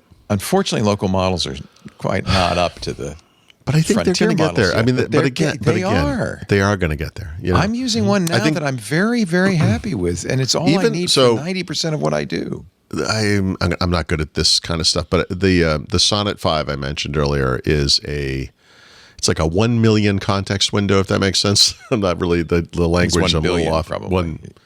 Okay, whatever. Yeah, nothing's a million anymore. Millions. Okay, I look at this and I think to myself, you know, context window. You're right. It's 1 million. the context window. I'm just not good with these terms, but this is the type of thing that not 3 months ago, but 6-9 months ago was just expensive models in the cloud, et cetera. 6 months from now will be local. You know, no doubt about it. If it isn't already, I mean, so these lines are blurring. There's local, there's cloud, but there's also like, you know, the big companies and then the the Mistrals, the Protons, whoever else, and Chinese companies, however you want to define these things. But there's such a mix of this stuff, and there probably will be for the foreseeable future. And I keep hammering on this, but I really feel like orchestrating between them is the key, you know, because that's why the agent's important. Exactly. They just change so much that the harness you want becomes that more thing important than to the brain. Harness being yet another awesome AI word that was invented 2 seconds ago, which drives me crazy. If you think of it like a horse, you got the engine, it. but you got the bridle, the harness. Yeah, and you're under the horse's butt, and he's taking a dump. No, I get the relationship. I just don't, you know. But I mean, it's just, but it's like the. Here's a way to think of it. I got a good way to think of it. Think of it as a robot with hands and eyes and feet, and then there's a brain. What you want is your own robot. That's the harness or the rig or whatever. And the brain, you can put different models in. I don't want to say always use Codex, always use Sonnet. Right. So I have a local model right now. This is the model I've been using. Somebody, Larry, I think in our Discord said, try Ornith. It's amazing. It does everything. But what I've told Ornith is when you need to do code, don't do any coding. You're not smart enough. Use Claude. And it does. That's good. And that's why the harness, the robot. When you said that to it, did it go, oh? You know, it's so funny because you do anthropomorphize and think I don't want to hurt its feelings. Or he's like, you know what, Leo, you're right. I'm terrible. No, it doesn't care. It doesn't. It says, yeah, sure, not a problem. I've never once had it say, you're hurting my feelings. It doesn't have feelings. It's software. So you have to get over that a little bit. But telling it to, you know, if you need to do something with vision, use Gemini. If you need to do something with coding, use Claude. Yeah, but with the caveat that determination is going to change. Maybe not day to day, but you know, as we go forward, every once in a while, you know, whatever the time frame, all of a sudden this thing is better for that thing, you know, whatever it is. So what I've been doing every week on Sunday night, I said, go out, look at all the models, see what people are saying, see what the benchmarks say, and redo your delegation chart. They have a list of things. If it's this is. Redo it. It changes every week depending on what's the best that week. Leo, you are describing, I want to be careful here, a mid-1990s Mac. And it has some terrible amount of RAM back then. I don't know what they had back then. And you got Photoshop on that Mac. Yes. And you have to go into the settings for Photoshop and you tell it, this is how much RAM you can use. Exactly. And that is a terrible system. Remember those days? I do. Of course I do. And you know, like I said, ideally, like instead of you, like, hey, having to say it and then it having to do it manually. No, it does it automatically. It does it every Sunday night. Yeah. All right, but at some point, I had to tell it once. Yeah, a month ago. Do this every Sunday night. It should just do this automatically and on the fly. It does now. Yeah, I don't want it to do too much of its own volition. I like the idea that I'm saying this would be a good thing to do. Okay, but you might not. But I mean, most people do, right? I mean, well, you're right. This is most people do want that, you know. And then you give up by doing that. You're going to let the frontier models do, you know, these big companies control it. Well, that's what I'm trying to get away from. No, of course. But I mean, ideally, what you're really doing is saying, look, these are the things you have accessible to you, whatever they are. This is the free thing, the local thing, the open source thing, whatever it is. In extreme, you know, situations or something, you might have a paid subscription or whatever it is. Who cares? Big tech, little tech, it doesn't matter. and only use that damn thing. Maybe you have to be told or even asked, or maybe you have to be part of the loop. Whatever it is, whatever your rules are, you establish that, and this is what you're doing really when you think about it. But this should work for everybody. Ideally, this is so. It will. Yeah, it will. It trickles absolutely down will. from the. This is what I do. This is what you do. It's what we all do. We live on the edge, the cutting edge. Which it means never we bleed. bites me in the butt ever. I don't know about your situation, but I've never. We do been. it for you guys. That's what we do it for. I think it's mental illness is why we do Maybe it. But that's it's it. but a little, But if my mental illness can help others, that's okay. Yeah. I don't know. This is I don't know. This is a weird world. I think Leo just mentioned using Gemini for image creation, which is in fact excellent. I don't always do this, but I often will throw the same prompt through Gemini, and then it's Microsoft Designer, but it's Copilot, obviously, and not always, but most times I would say I prefer the Gemini version. But whatever, that doesn't matter. They have whatever version of Nano Banana they're on now. They have personalized intelligence, which is a way that you can opt in and connect Gemini to all of your Google apps like Gmail, Google Calendar, Photos, etc. And what they've done is and this is US only, unfortunately, for right now. But a couple of months ago, they made what these terms are so weird. It's because they're not used consistently, but it's essentially personalized intelligence in Gemini. And if you use it with image creation, it means you can go to your own Google Photos. And then it was only for Google AI Plus, Pro, or Ultra subscriptions. Now it's free. Obviously, there are limits, but anyone you have to sign in. But you don't pay for it. And if you're in the U.S. and you're over 13 or 18, depending on what you're trying to do, it will use personal intelligence to connect Nano Banana to Google Photos, and then use that as sort of an inspiration, if you will, and also I'm going to call it a grounding, in the sense that it knows what you can look at your photos and be like, all right, this guy takes a lot of photos of cocktails for some reason, takes a lot of photos of food on a plate in a restaurant for some reason, not a lot of pictures of his family, but whatever, maybe he likes certain colors or whatever it is, but they get an idea like where you travel, like what you're doing, etc. So when you say very general things to it, including make a picture of my favorite things, with me in the middle. Right. It will pull that from Google Photos. It's kind of an interesting capability.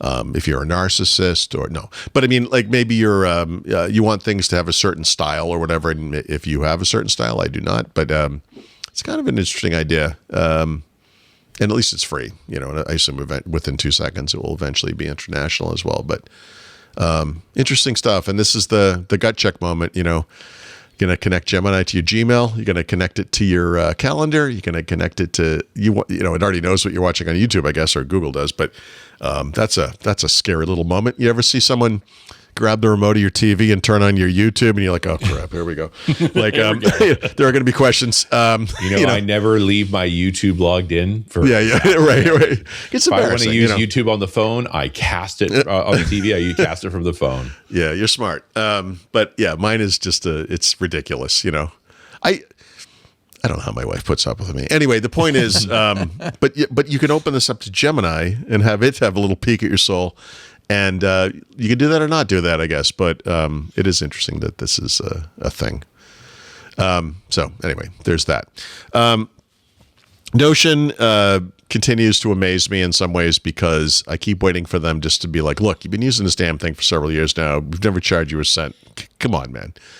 They still have not done that. They do have Notion AI, of course. They're getting heavily into the agentic stuff. But over the past year to 2 years, they made a couple of small acquisitions and then launched Notion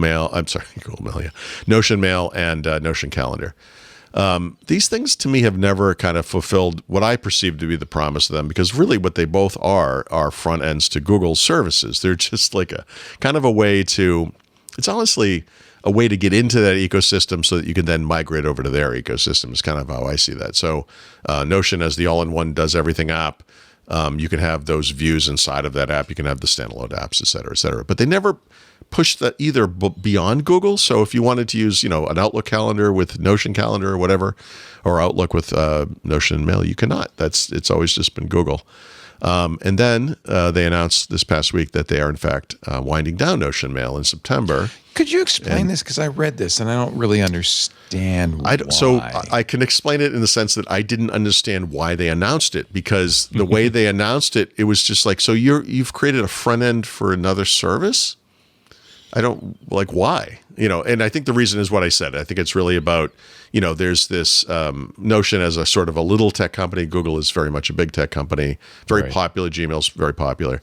Rather than reinvent the horse, it's like, look, all these people are using this thing. Many are using it for free. Just get them in here.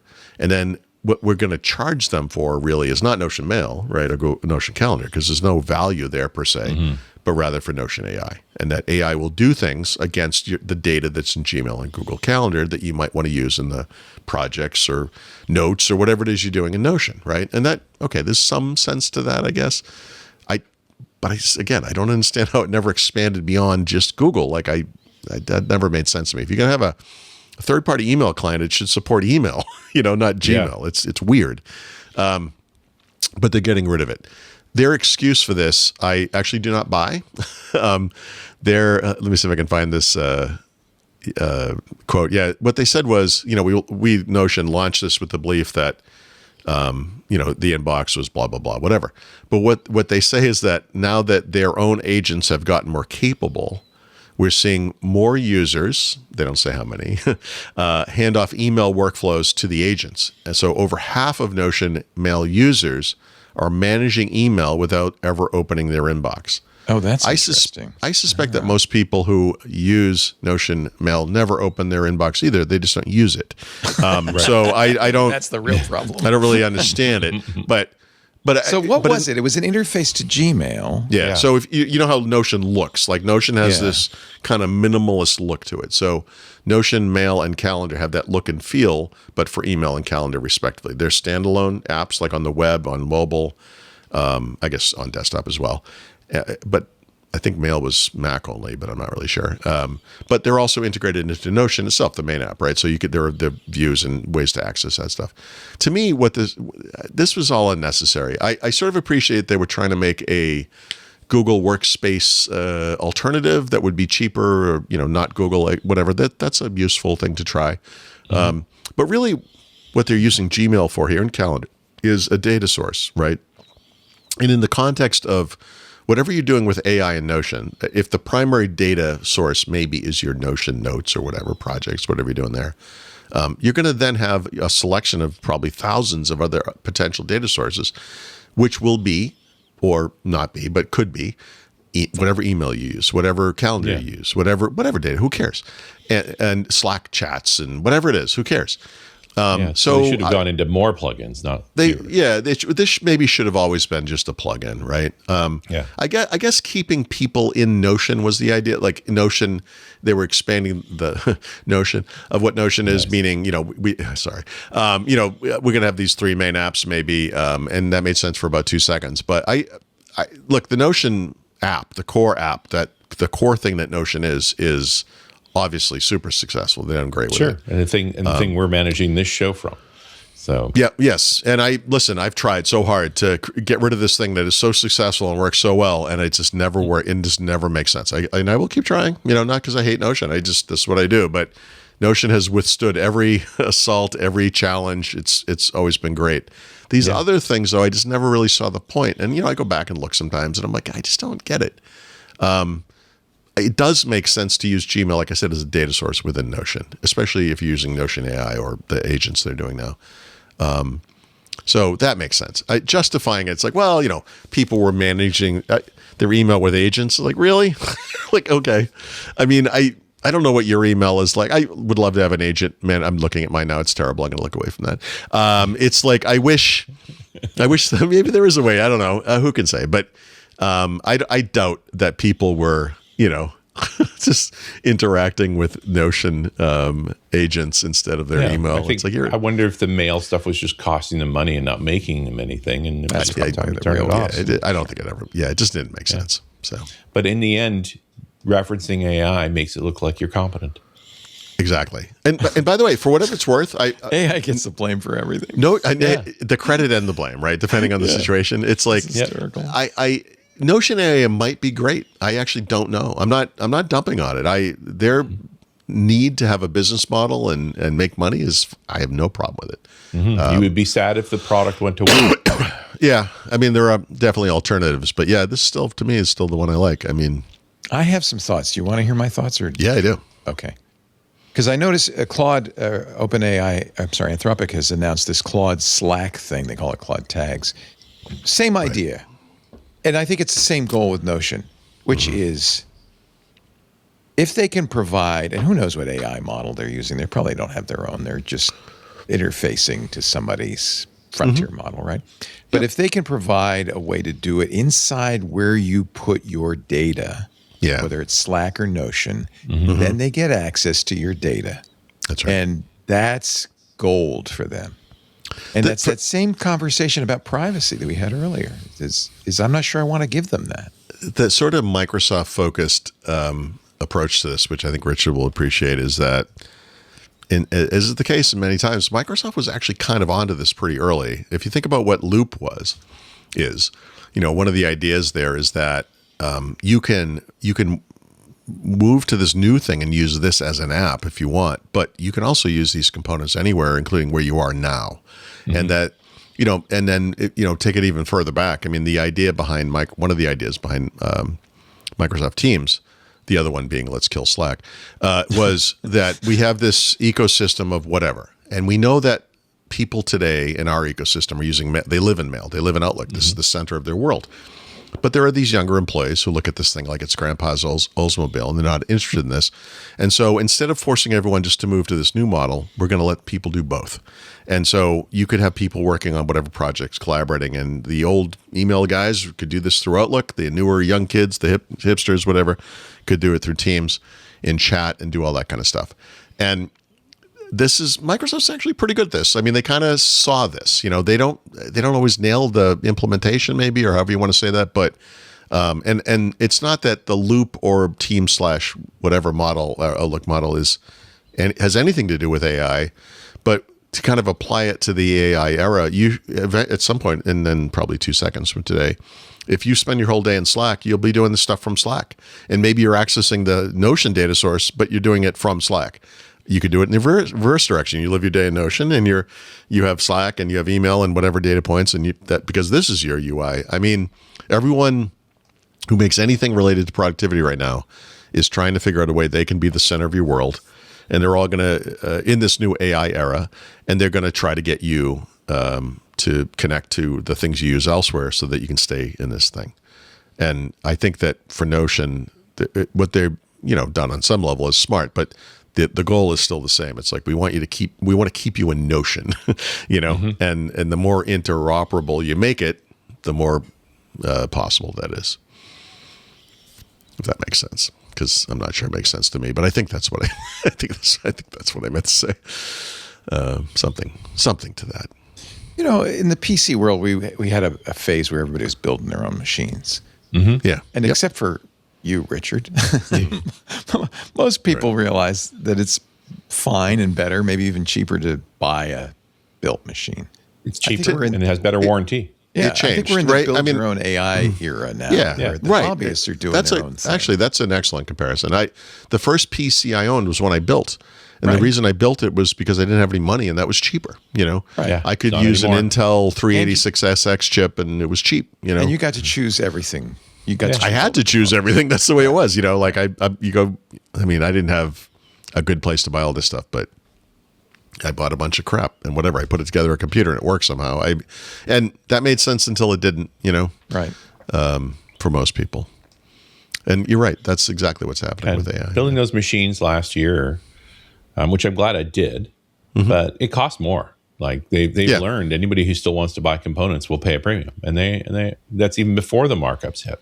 I think the last major PC I ever built was with and for my son, and I believe he still has it, although it's really probably horribly out of date. It's a gigantic ball. It looks like a Next Cube. It's humongous, but that was another big. Well, this one was. This one was. Yeah. But this thing, these Fractal North cases, they're big. Yeah, they're beautiful too. They got wood faces and stuff. You pay for them, but they're gorgeous. I don't know how it came up the first time. I'm really confused by that. He later brought it back from college, and we took the whole thing apart, cleaned it because it was just full of dust.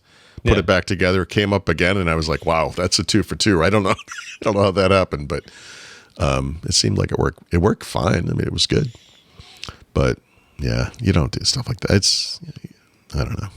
And I finally moved a rolling rack that was the remains of my old house brought here with my old rack mount workstations over to a friend who's still doing that stuff, who was grateful to have it because they're hard to come by now. And it's one less thing in this house, which I'm happy to be rid of.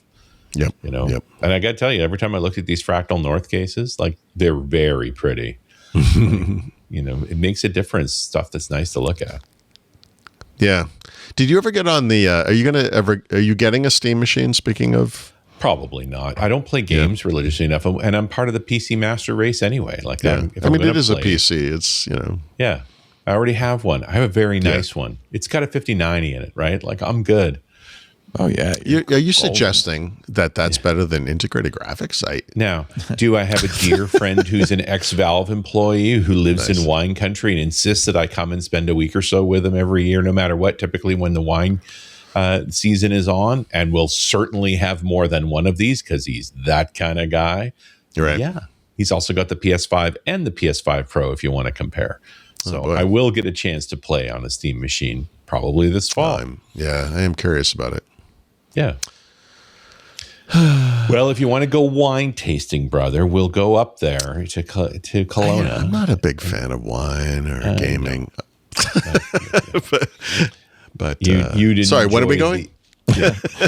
So we'll block that out in the fall, and we'll go stay up there, and we'll play all the video game machines, and we'll tell the stories of working at Valve and Blizzard and all those fun places. And he's not a big fan of wine, but I keep stocking his wine shelf. So we'll go hit a few wineries that I like and buy a few bottles, and we'll go from there. A few bottles, yeah, I'm sure it'll be a few. But yes, that'll be good. Yeah. That would be fun. It's always enjoyable.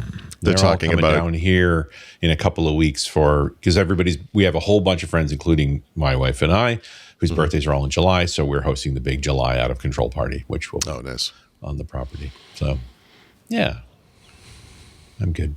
I figure we're about 50 plus with the locals included. So I'm trying to decide if I want to smoke a couple of briskets, a whole bunch of ribs, a whole bunch of salmon. Yeah, it'll be a good party. Interessante. Yeah. All right. I think this would be a good time to just remind everybody. You're listening to Windows Weekly with Paul Thurrott from Thurrott.com. Of course, his books are at leanpub.com. But if you become a premium subscriber at Thurrott.com, you'd get them all anyway. It's part of the deal, including Windows Everywhere, Field Guide to Windows 11, and de-shitify Windows. Richard Campbell is at runisradio.com. That's where .NET Rocks and Run as Radio, his two podcasts, live. And we are so glad you're here for Windows Weekly. And now, on with the show. Is it Xbox time? Yeah, and it's a bundle of good news. So we talked about the incoming Microsoft layoffs, et cetera. We don't know how that's going to impact Xbox. We know that Xbox is going to be part of it. The rumors kind of continue, et cetera. And by the way, like considering that normal turnover for a company that size is like 12, 13% or 30,000 people a year. Yeah.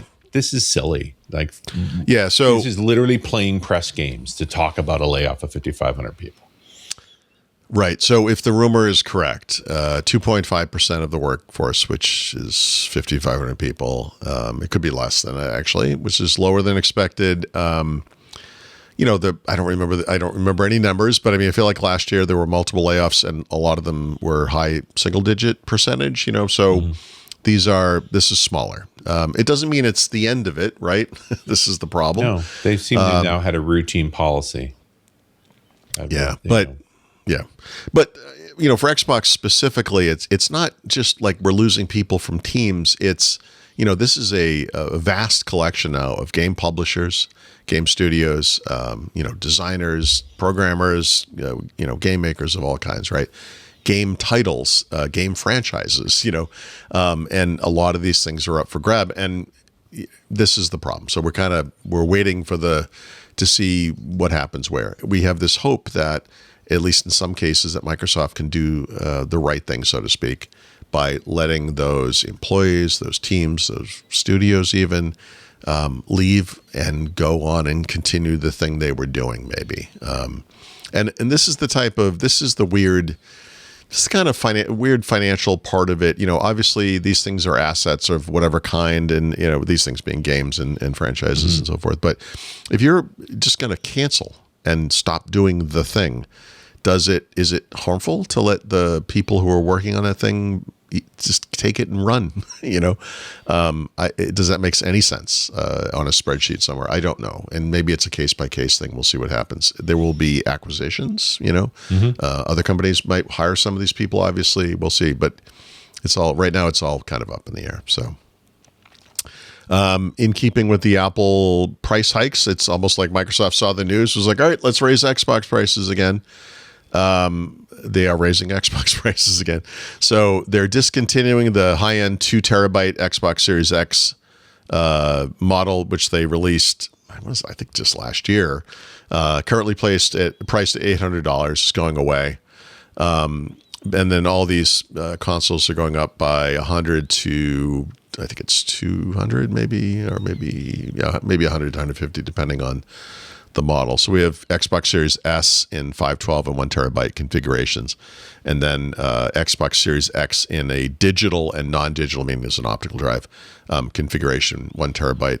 And the prices, today are $349 to $599, and will be $449 to $749 starting on August 1, in 1 month. Yay! I just don't know. I guess the reason you buy an optical drive is because you actually want to own the game. Or you have whatever collection of games already, maybe, right? I mean, yeah. I was just talking to Brad about this. This is a tough one because anytime you say you make any general statement, well, digital is better for games. Like, whoa, hold on. What about, I have this library and I have, they have resale value. I can bring them to GameStop, whatever, sell them, whatever. I can hand them to give them to kids, whatever. Yeah, fair enough. You can't do that with digital for sure. But we've passed the point where you can even buy a game on a disc and then just start playing it. There's always like a day one, and there's updates. Oh yeah, no, it's just it's a nightmare. The bottom, you make a great point. Just because you own the medium doesn't mean you're going to be able to play the game. Yeah, as soon as you plug it in, you're going to need patches. And if they took the game down for whatever reason, you're not getting the patches. Yeah, this isn't in the notes, but Rockstar, which makes GTA, revealed that there will in fact be retail packaging for the GTA 6, but it's going to be a box with a piece of paper in it, nice, with a code where you can go get and download it digital. So this is like we're giving this so people, or we're putting this out there so grandmothers can buy it for their grandkids and they can give them something at Christmas, and that's smart. Yeah, it's a little weird, but okay, fair enough. Okay, so there's this and whatever. And then I don't think we had any fresh rumors last week. Now we're talking about the possibility that Undead Labs in Arcane Lyon, as in Lyon, France, might be among the ones getting pushed out the door. Trying to figure out who makes what here. Undead Labs was acquired with Playground Games. Playground Games makes the Forza Horizon games lately, 4, 5, 6, I think. Undead Labs' latest game is State of Decay 2. State of Decay 3 was one of the games they announced in that recent game showcase, right? As was that Shenmue game, which might also get under the X. So that's kind of weird.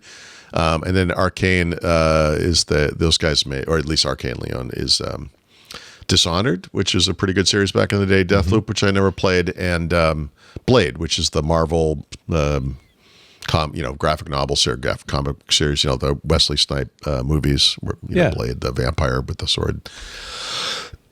And so we'll see. They're going to try to get rid of those guys, probably. And then also Double Fine, which makes Psychonauts 2, Kiln, and Keeper, I think, is the other one. It might be another one. So, Oh, they're local. They're here, I think. They're in our area. well, again, I feel like a lot of these guys will have a future. It just Oh won't no, they'll be fine. It might, well, I don't know, fine, but I hope they're fine. But Because they'll either set up a new studio and make something completely original, or they'll get grabbed up somewhere. Talented game developers are hard to come. I would like that outcome is great, but I would like it to be even better if possible. I'd love to see, in some cases, if the game IP they were working on could go with them. Yeah, that seems very unlikely. I know, but if you're not going to literally ever do anything with it, Yeah, I bet you couldn't even get Microsoft to respond to the inquiry. Yeah. Because there's nobody there who's going to be able to answer that question. The only little asterisk here is this is obviously a horrible PR moment, right? Whenever this happens, this will be bad. If they could soften the blow by just announcing how magnanimous they are, how wonderful we are as a company. We're so great. We think we're Apple all of a sudden. We're just going to do the right thing for the world, and we're going to let this stuff go free. Not free, but go set it free, whatever, however you want to say it. It's not going to be every case. It probably won't be any cases, but I still think there's an opportunity there. I wish they would take advantage of it. The question here is, when you buy a company, especially a game company, what are you buying? Are you buying the titles or are you buying the people? Yeah, both, right? I mean, and maybe the thing you thought was the reason ends up not being the primary benefit. So right? Always the question is, now that I've laid off the team, could I actually restart the game? Yeah.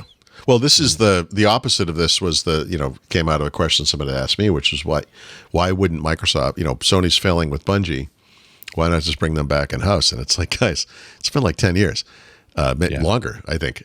There's a whole company inside of Microsoft that used to be called 343 Industries that's now called Halo Studios.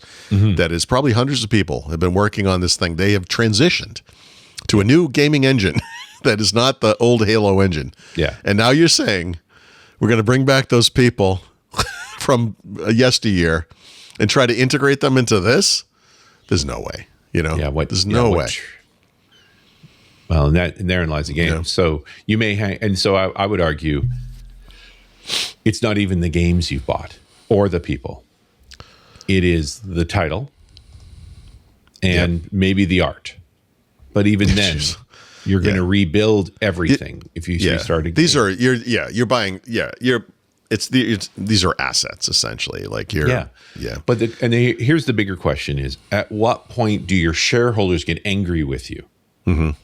Right? You paid X many billions for that company. Yep. What did you buy? Like, what did you turn that into? Microsoft spent $7 whatever billion on Nokia and ended up having to write it down. I think was the term they used at the time. That's a lot of money. The question is, when is it a write down? Right. But Microsoft spent $69 billion in Activision. Now, that's not in any danger of being written down. I don't mean it like that, but the stakes are a little higher here. And they have World of Warcraft cash flows. They have a whole bunch of cash flows that are making money off of that right now. Not $69 billion worth, mind you. Like, that's... No. But it makes the AI economics look a little even more ridiculous, or it looks better compared to that, at least. I mean, there is value there. You risk completely screwing up your relationship with the community.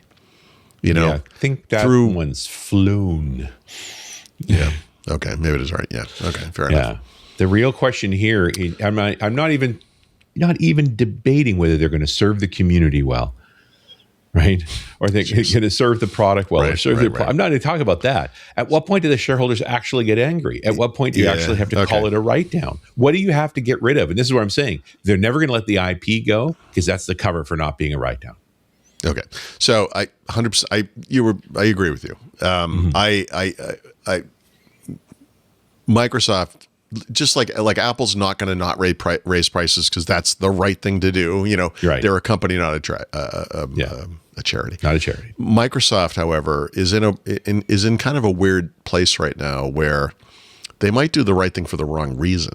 In other words, it just like, for example, we don't exactly know why Microsoft is trying to fix Windows 11 right now, but we have theories. One of those theories is that they actually need this thing to work correctly themselves because they're doing this whole agentic AI thing, and this Right. actually has to work, and it's a selfish reason, but they're trying to, they're pretending to actually pay attention for change. And you know what? We still benefit from it on the other side, right? As users of the thing. So as gamers, as Xbox fans, as whatever it is, or fans of individual games or studios or whatever, if there's some version of this where they end up doing the right thing and it's only for some PR moment, that maybe saves their market cap a little bit on that day or whatever it might be, I will take it just to have the victory that is, that accompanies it. We'll see if that is what happens. But Yeah. Now I can imagine, because I've worked with folks like this before, a good team being dumped by one of these large corporations, reforming, and then they've got to decide: are we going to write something new, or are we going to try and take IP from this big entity? Yes. And there's a game you play there. You do what Miguel and Nat did with Attachmate, right? How did they get mono and so forth? It's like, make us a deal to license this to us so we can do something with it, which you're going to do nothing with. So you don't surrender the IP. It's just a license, or we're going to build the alternative without you. I made my own little world when I was leaving Penton. I went to my boss and told her I was leaving. And I said, I would like you to give me the supersite for Windows. Just give it to me. And they're like, why would we do that? And I said, because I'm driving, I think it was at the time 40-something% of the traffic you're getting at WindowsITPro.com was coming through my site. So I will just continue doing that. And that will be the agreement. I don't pay you any money, but I'll just drive the traffic. And she was like, oh, that actually makes a ton of sense. She's like, I'll, throw it up the chain or whatever. And it went up through 3 levels, and everyone thought it was a great idea. Then I got to VP, whatever's name. It doesn't matter. I'm not going to name the guy, but talked to him on the phone, and he was like, "Yeah, no, we're not doing that. That's an asset." And I'm like, "Yeah, I understand." He's like, "No." He's like, "This is worth like $1 million." I was like, "All right, goodbye." And then they stopped using the brand and the URL, and like months later, you could have just. I don't know. Just people make bad decisions. I don't know. No. I mean, he made the right decision for him because he had to say to the board why he did it, and it's the same problem.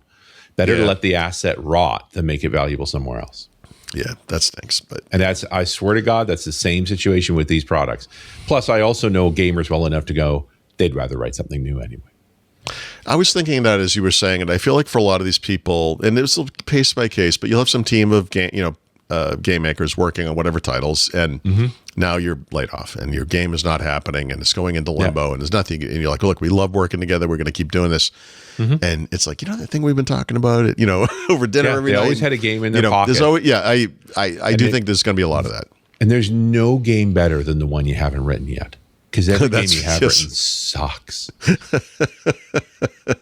Yep. Right. Like that's always the perfect game. So. Right. Yeah, that's the reality is when those folks get together, they're gonna take on one of the things they always wanted to make. We did the same thing. We briefly had this thought that it'd be fun to have the old screensavers shows that I did 25 years ago. Of course. I mean, on our network. And it'd be fun to show the old show from like 2000 and say, here's what's changed in the last 26 years. Right. And so we went to NBC because they own, Comcast bought it and they own the rights. And they said no. Right, because they're like, A, we were never doing anything with this. B, we just discovered you want to get something. Oh, it must be worth something. We said we'd do a rev Screw share. you. Yeah. They have the tapes. Well, at least they did stored in some storage locker in LA somewhere. They're paying a monthly fee for it. I don't know if you follow the news, Leo, but maybe not. Well, I don't know who owns it now. It's all very confusing. Comcast is trying to spin off NBC, but that's when I thought maybe we could call them again. Once they spin it off, maybe they'll be more interested. I don't know. Look, we just want to hold a bucket as you dump the trash. Can we just have Yeah. And they said no, right? Yeah. They didn't even they didn't even say, you can have it, but it's going to be $35 million or something. They didn't. Yeah. They could have said, well, we want this, and we would have at least negotiated. But it's just so short-sighted. Too much trouble. They said we don't. So who knows? Those tapes are probably all long gone now.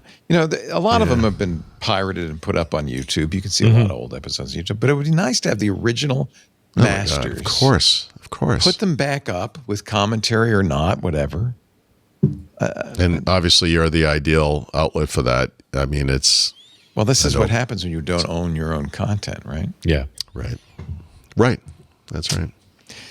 It's one of the reasons I started Twit way back in 2005 because I had that bad experience with Tech TV, and I said, I could probably do the same thing, and it's like I feel like I'm like Taylor Swift. I wanted to own my masters.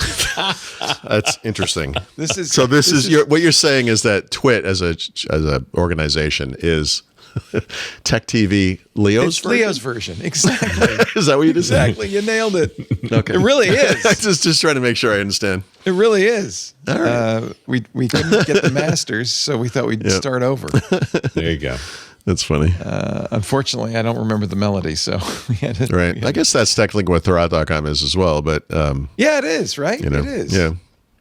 And you know what? You did just fine. You know what though? You did too, by the way. I feel like both of us probably would have just done the thing forever if they had just left us the frick alone. And exactly. In a way, it was good they kicked me out the door. Right, because I would never have had the incentive. I never would have done it. Yeah. I was happy to be there, and then they made it so awful and terrible and, whatever. They made it impossible for me to stay, but I would have just stayed. Travis Kelce and I are engaged. Yes. And the marriage. You're going to move the wedding location of the Giant Stadium. Yeah. That is so funny because we spent a long time yesterday on MacBreak Weekly talking about that, and people were very irate. Like, I don't tune into this show to find out what's happening with Taylor Swift. Right. But but they do tune into this show to find out what's happening. That's why they listen to Windows Weekly. Exactly. That's what I said. Tune in tomorrow. We'll cover it.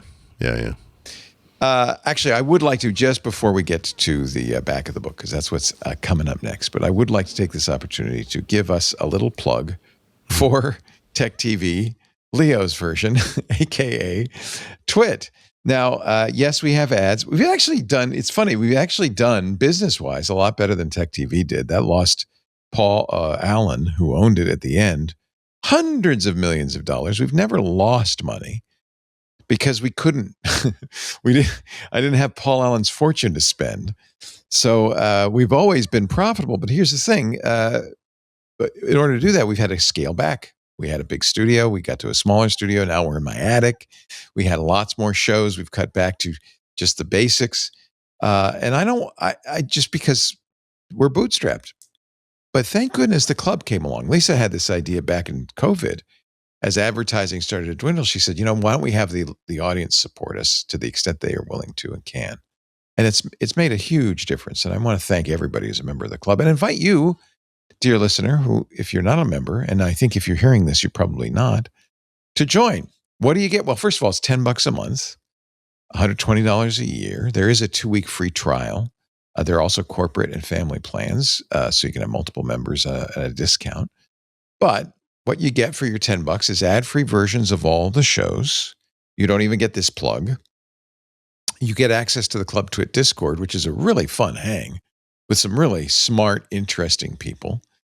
You also get special programming that we do in the club, things like coming up a week from Friday, our AI user group, which is always fascinating. We got some really smart AI users in there. We do the photo show with Chris Marquardt. Coastal is the word of the month. We're doing pictures illustrating coastal. It's a great way to, get your pictures coaching from Mr. Marquardt. He also talks about photo news. We have a coding show, Off by One, with Jeff Atwood. And one of these days we will cover coding in that show. Anyway, there's a lot of great stuff. Micah's Crafting Corner. We have Micah's Media Corner. Our next movie is The Matrix. That should be interesting. Stacy's Book Club. So we try to make it fun, but the main point of the club really is, I think it's important to be completely independent. I don't want to be owned by NBC. I don't want to be owned by anybody. I don't want to be beholden to any of the companies we cover. I want to give you, and we do, honest coverage without fear or favor because we represent the users. Paul does, Richard does, I do. Your support makes that possible. Twit.tv/clubtwit. If you want to join the club, we would sure love to have you. Twit.tv/clubtwit. Enough said. Don't want to belabor the point. I should actually, though, I love these little I should go to the Discord real quickly because we get these great illustrations from Joe Esposito. He does these, by the way, not with AI. Yeah. He does these. He does it the old-fashioned way. He does it the old-fashioned way, the Photoshop way. And I don't really know what's going on here. Is this like an 80s thing? It's like Indiana Jones. What's the little Michael Jackson, it looks like. Yeah, but the tiny Mary Lou Retton. And then Mary Lou Retton. There you go. No, all she three. didn't do rings. That's men. Okay. Well, I'm And I thinking love- 80s. You know, I don't know. I love, what do they call that font? The checkbook font at the bottom. I love that too. Oh, that's like the Byte magazine font almost. Yeah. Anyway, thank you, Joe. Ozarn Art Foundry. He takes old computer ads and turns them into. Yeah, it's awesome. All right, now back of the book time, Mr. Paul Thurrott. Why don't you kick things off for us? Probably actually have all those outfits on. So I do actually. Yeah. So Dave Plummer, former Microsoft engineer, he's just here for the likes and the subs. Whatever. I subscribe to his channel. I actually love the guy. That has apparently not been pointed back in my direction. It's fine. He doesn't even know who you are. Come on. That's what I mean. Which is like I said, it's fine. And look, I watch every video he makes. I just, it's my thing. Even if you disagree with it. Yeah, and part of the problem is he almost never does anything that helps anybody. What I mean is, like, if you're a tech enthusiast, you're a developer, especially, you're technical, whatever it is, you're older because you remember all this stuff from the 90s. Same reason you would read like a Raymond Chen post on what used to be MSDN, because he's just talking about like APIs and programming things from like 20 years, 30, 40 years. It's great. Like, it has nothing to do with anything. And if you enjoy that kind of thing, you're going to love Dave Plummer. I really find it interesting. But there's also, it's like he makes YouTube videos. So there's like a clickbait kind of element to some of this stuff where I'm like, what? So he just came up with videos like, tired of bloated windows? I fixed Notepad. And I'm like, again? Like, you fixed it again? Like, what does that mean? So I watched this stupid thing, and he did this last year sometime. He did some vibe coded version of Notepad, which is pretty good, by the way.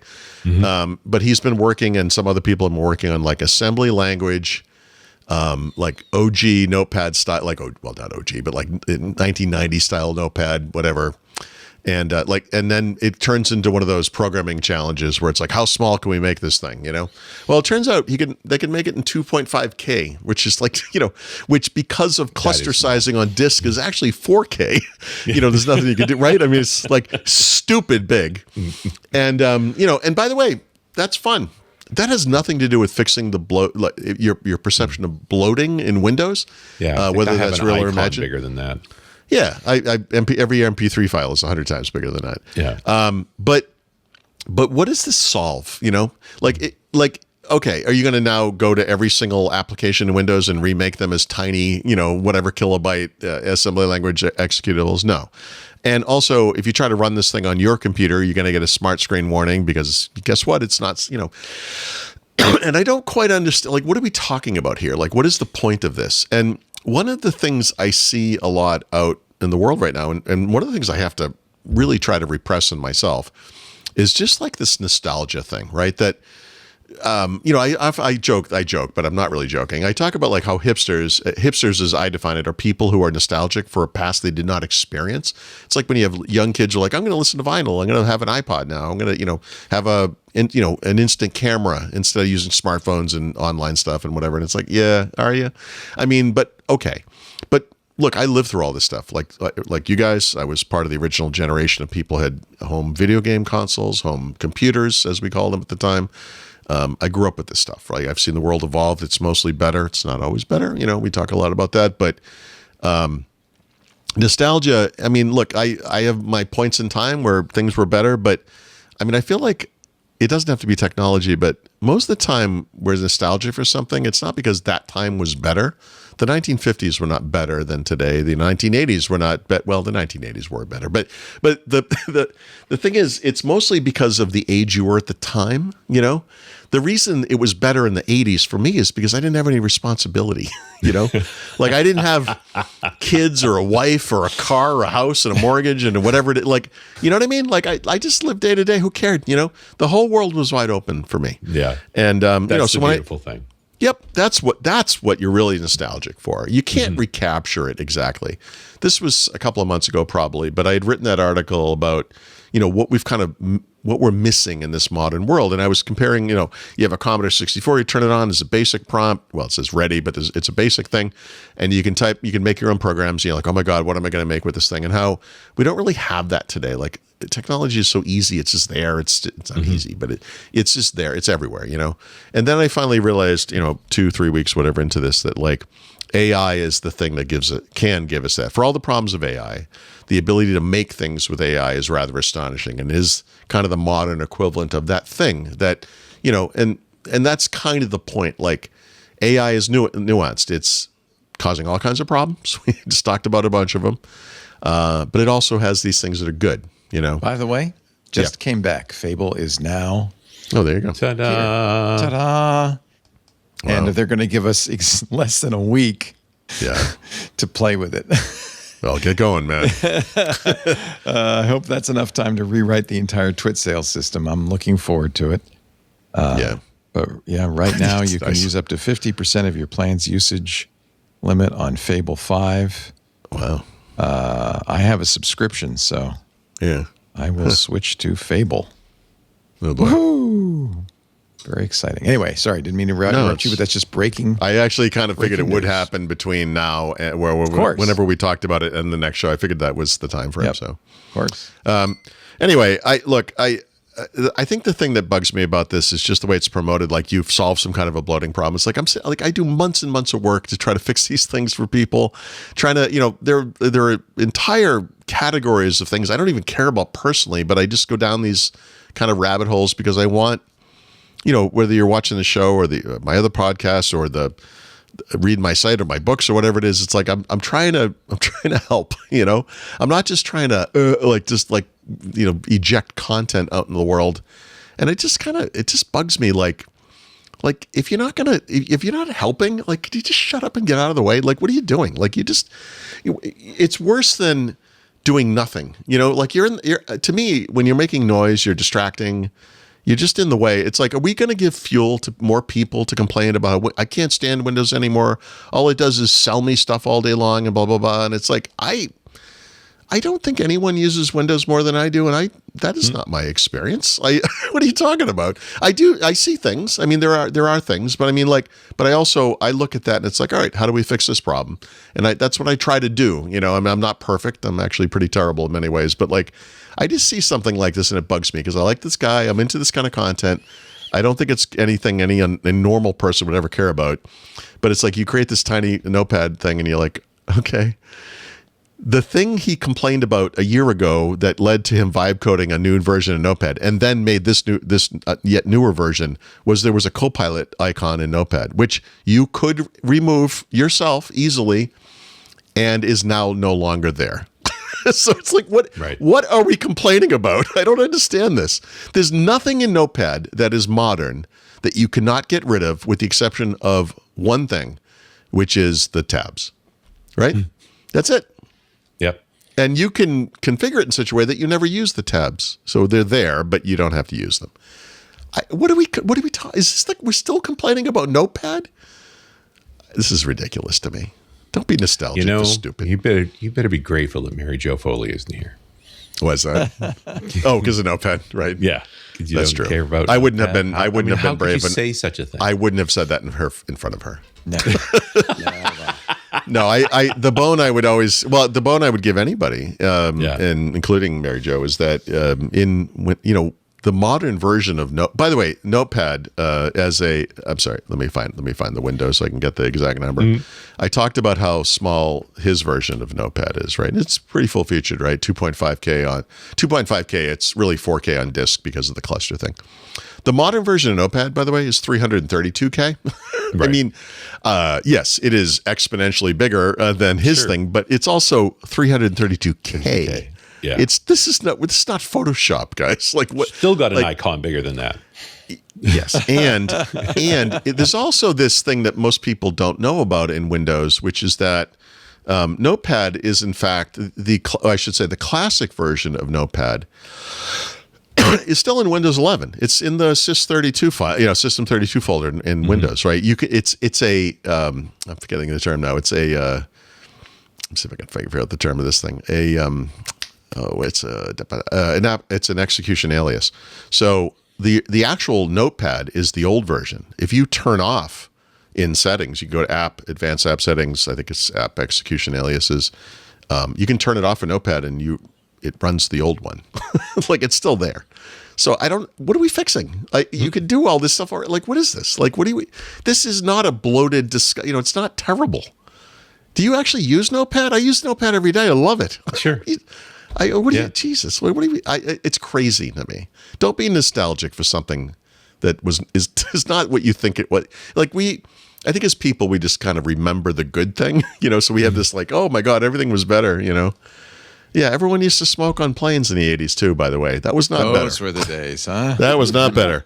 One of my favorite, this was a business trip, so that recently, so to speak. I booked a ticket for the non-smoking part of a plane, and it was the row in front of where smoking started. Isn't that Nice. ironic? Yeah. Like what? Yeah. Okay. There is yeah, no non-smoking on a plane where they allow smoking. Guess what I'm not nostalgic for? That.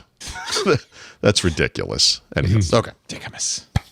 I recently, I've been updating the book, on and on and on. And one of the ones, I get stuck on things. This is my problem. I always find these like, I have to, okay, wait, what about, and then like a week goes by and you're like, what have I done? Nothing, except I've spent a lot of time doing it. And one of those things was, it's like a consolidated Xbox chapter, which is like Xbox PC plus whatever the gaming stuff is, right? So there's the Xbox mode, which is new. There's the game bar, which is not new, and the Xbox app, right? Of course, and then what you could do with controllers, etc.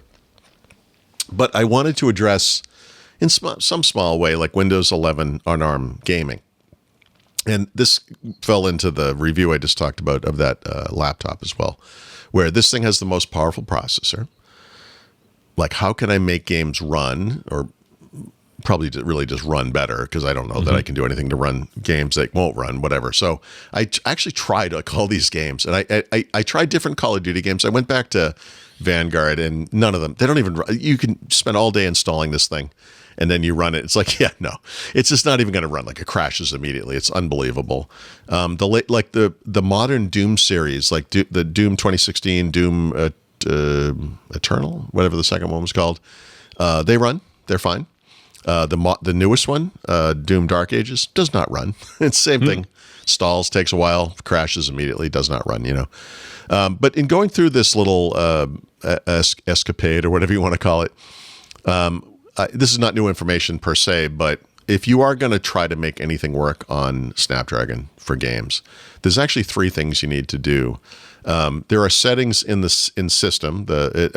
settings in the settings app, in system display, right? Go into graphics, and you can actually determine or configure how auto super resolution, auto SR, works with individual apps, but in this case, games, which is smart. You want to make sure that's set up correctly. There are sometimes settings in games you can use in combination with that. Like, you can go into a game and say, I'm going to run this at a lower resolution, but I'm going to use Auto SR, and it's going to, visually make it look like it's running at a higher resolution, and that can help. But the best thing to do, and this curiously is not pre-installed in all recent Snapdragon PCs, is you get something called the Snapdragon Control Panel. And it works like a lot like an NVIDIA app would work, where you can use it to download drivers, and then it will auto configure for individual games. And it does that. And actually, this is super smart to have, because especially on Snapdragon, but maybe not unique to Snapdragon, you absolutely have to have the latest graphics drivers, especially. And that's the way to do that. And then you can go in and individually configure how games work to a degree that you can't just in the system. And actually, that got some games over the top. Like, I was playing I think it's called Tomb Raider Definitive Edition, and the default settings using like Windows and just having the game optimize itself, I was getting 15 frames a second. But then when I optimize, it's not even playable. It was terrible. And then it's great for screenshots. It's not good for playing. But then I went through the Snapdragon control panel and just had it kind of auto configure. Well, it didn't auto configure. I actually went in and made some changes. But and then I went into the game and I lowered the resolution, but that ended up bumping it back up. And by the time I was done, I'm getting over 100 frames per second. When I went down to some more than you need. Way more. But by the way, it was in the 270, 280 range when I went down. No, I mean, when it started, I was like, wait, what? So I'm like, no, I'm bumping up the visual quality. So anyway, if you're going to go down this path, God help you, you're going to waste a lot of time. But you need these three things. Like you need to look at these three places. It's not just what's in the OS. You have to get this Snapdragon control panel, which is a Qualcomm application. It's key to making this work well. I'm glad we got that now, that we can try and optimize like that.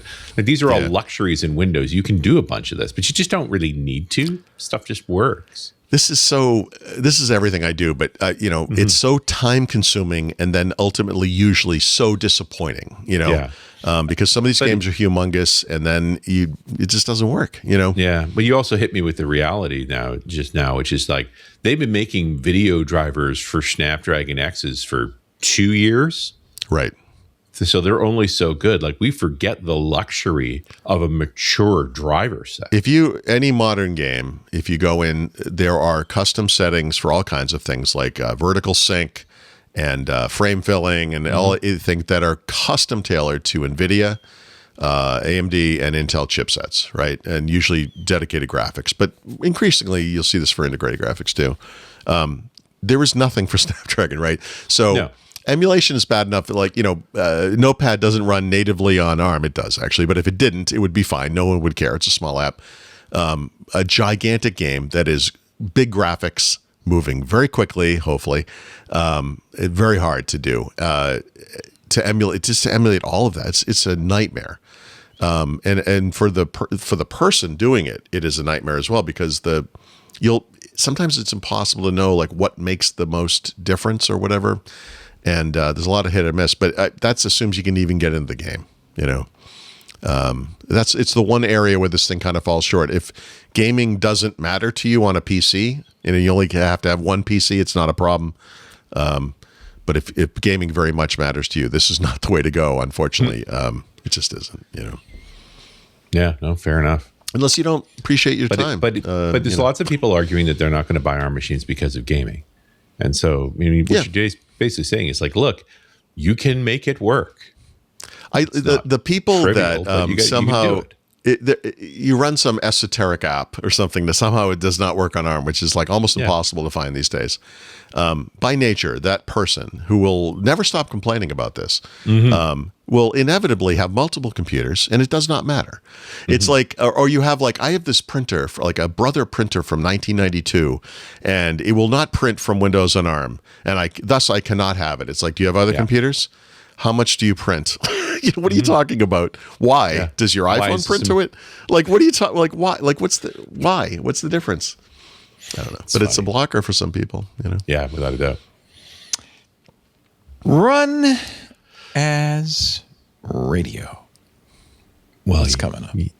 Well, I am on a string of security conversations, for better or worse, mostly related to the impact of LLMs on security, both sides of the equation here. Yeah. Hot topic. Last week's show with Tanya Janko, we were talking about helping developers to be more secure because they are the targets now of the black hats. But this week's show is with Mackenzie Jackson, who focuses more on supply chain attacks specifically, and various mechanisms that are going on there that are creating this problem. And so we were talking about some of the exploits that have already happened and tools and so on, and just this risk of it's one thing to secure the CI/CD pipeline. It's another thing where supply chain attacks typically happen because your internal apps take on new versions of code, typically open source code, that have got exploits in them. and then you become part of the propagation chain, or you're using an application, a third-party application that depends on those sorts of things, and your place gets affected because it got deployed that way. And as we talk through the challenges of evaluating all this in various testing tools and so forth, Mackenzie said this great thing that just hit me so hard, like, wow, what a solution, which is the white hats are working hard to fix these exploits, but usually it's always post facto.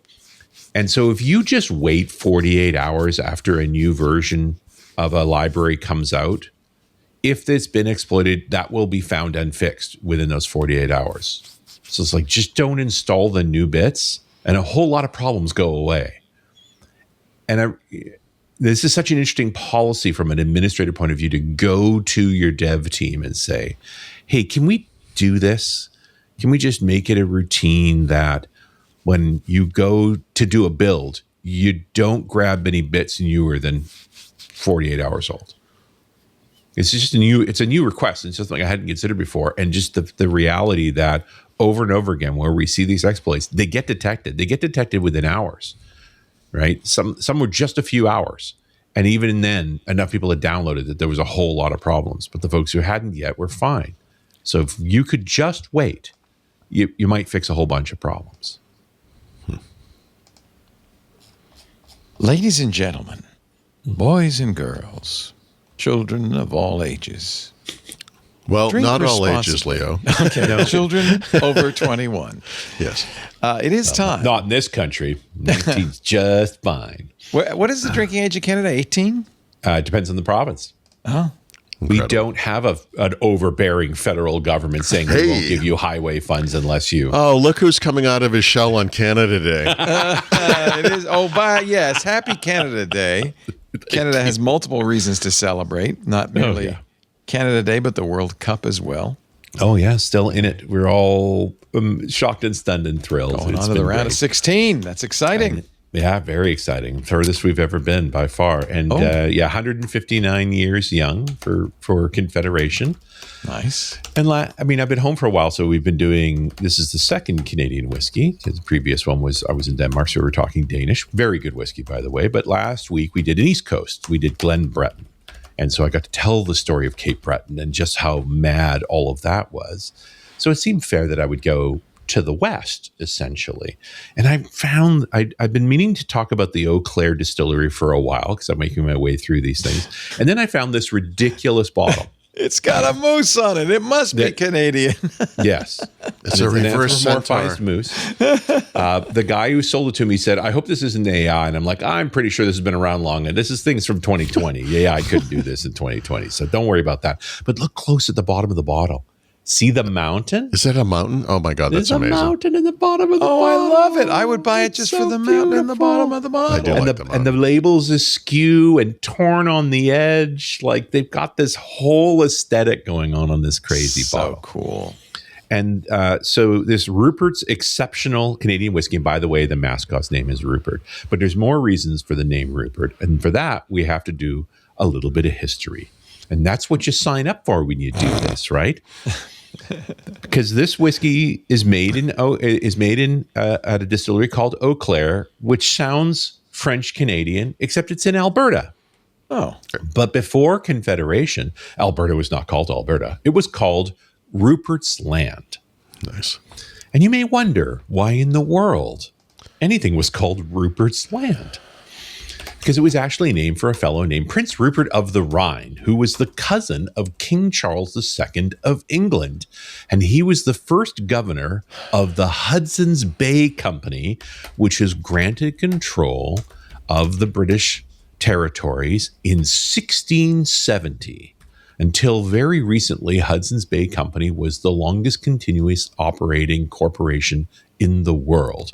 But it eventually became just a department store, and department stores can't survive, and HBC is finally gone. But this was the place that traded 2 blankets for a beaver pelt for 300 years.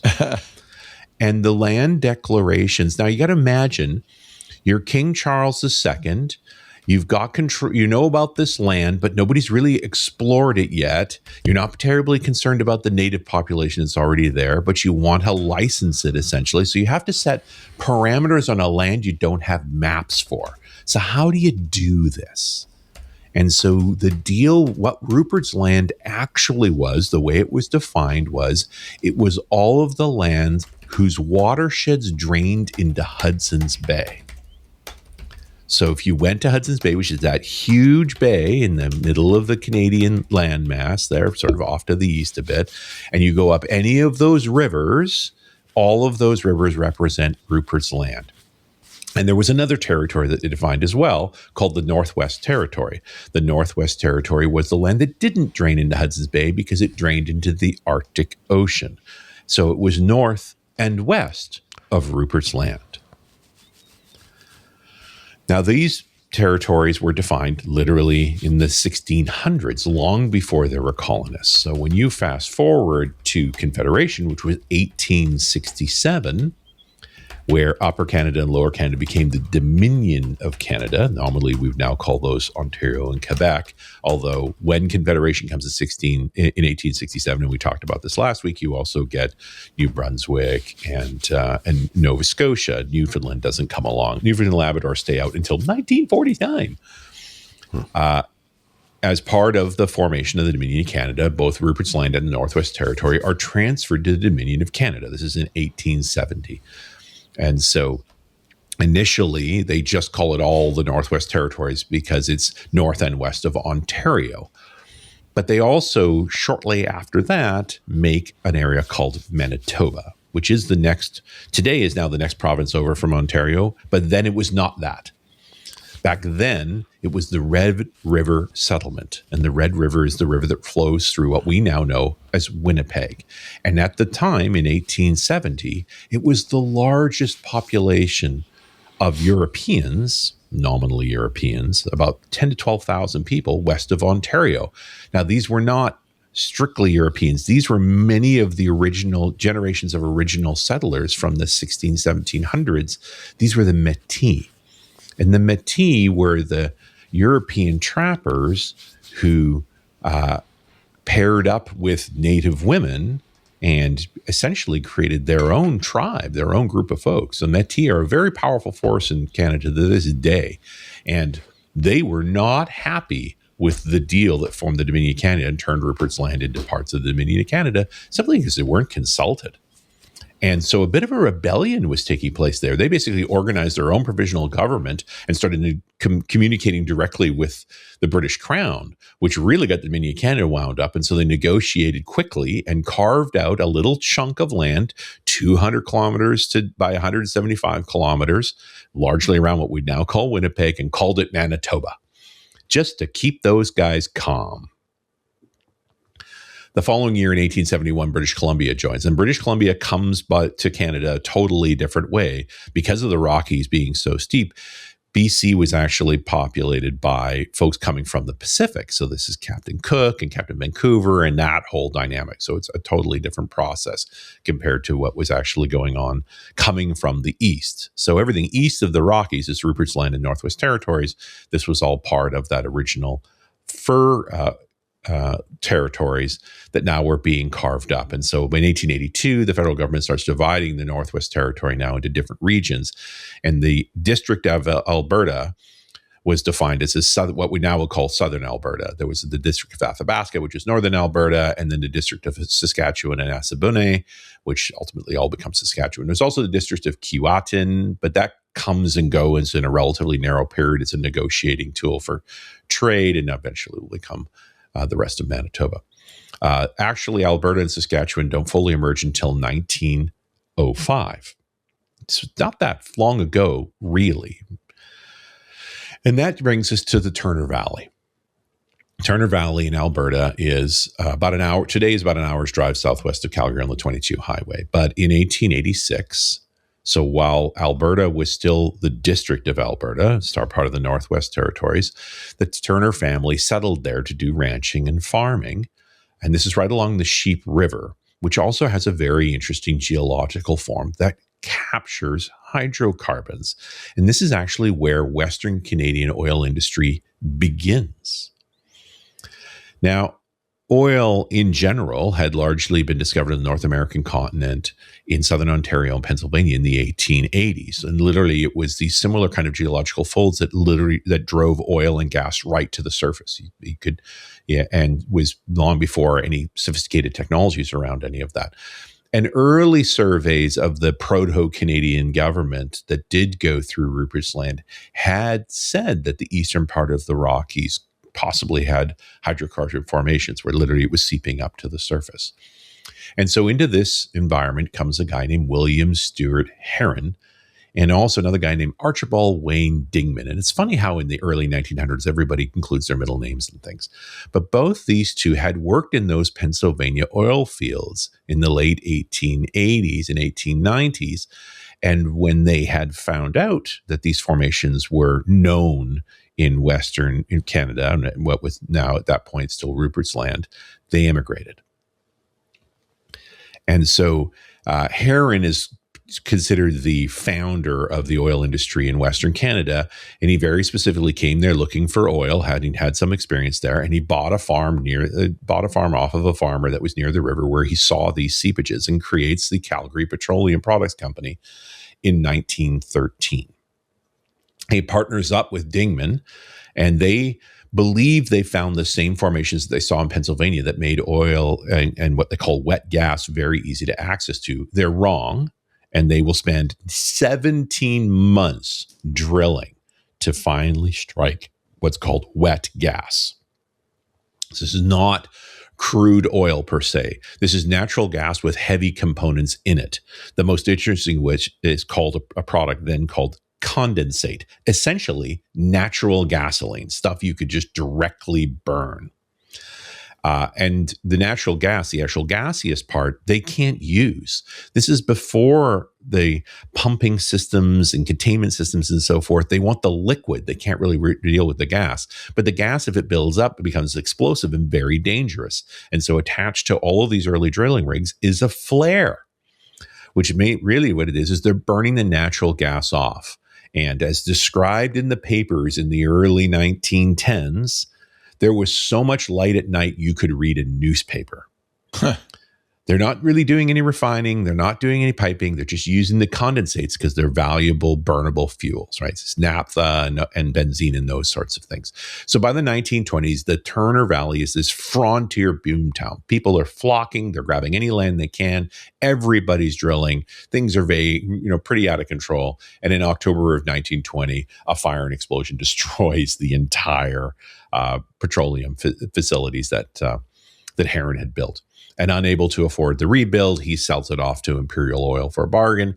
Imperial Oil sets up a new entity called Royal Light Oil Co. And one of their first things is to actually build a natural gas pipeline all the way to Calgary. So they stop flaring the gas and start piping it into this quote unquote city. I mean, it's the 1920s, so the things are still pretty small there.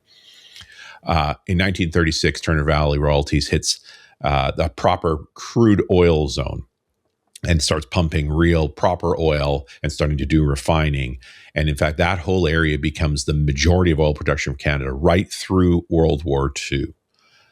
And this will eventually end by the end of the World War II. The Leduc discovery, which is up much further north, just south of Edmonton, is a far bigger oil field, and that becomes the focus. And so the Turner Valley falls into decline.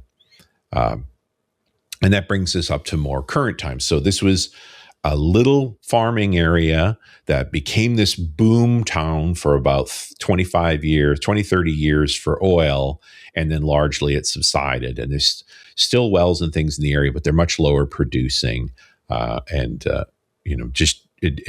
Those times have passed.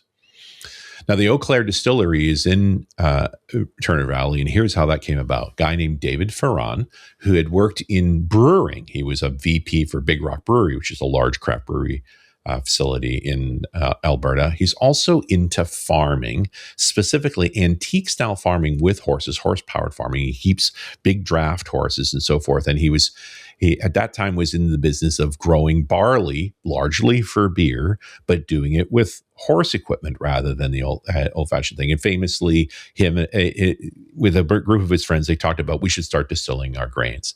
At the time, they were growing kind of barley that worked very well in in Alberta called Metcalf barley, but they had just announced a new strain made in Canada called AAC Synergy, which was better for doing distillation. It was easy. It had low beta-glucan, so it was much easier to mash, high concentration of sugar. Today, it's the number one malting barley in Western Canada. But it was just beginning in 2013, 2014.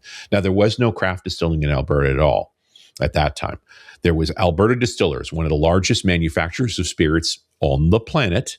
Today, they do 20 plus million liters annually. They're one of the big 8 distillers in Canada. There's also Black Velvet out of Lethbridge, which is also massive. They only do their own branded products, but they do more than 10 million liters a year.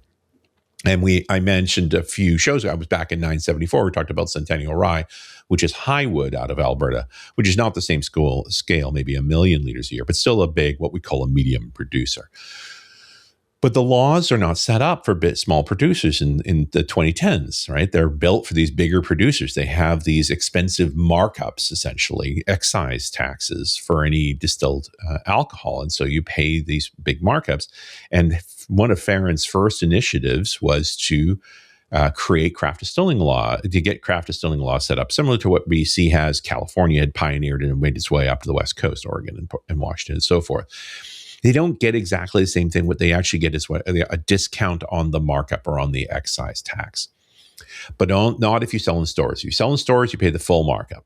But if you sell directly or at farmers markets and you produce less than 240,000 liters of ethanol, so this depends on the ABV, you get a discount, and a substantial one. It can be less than half.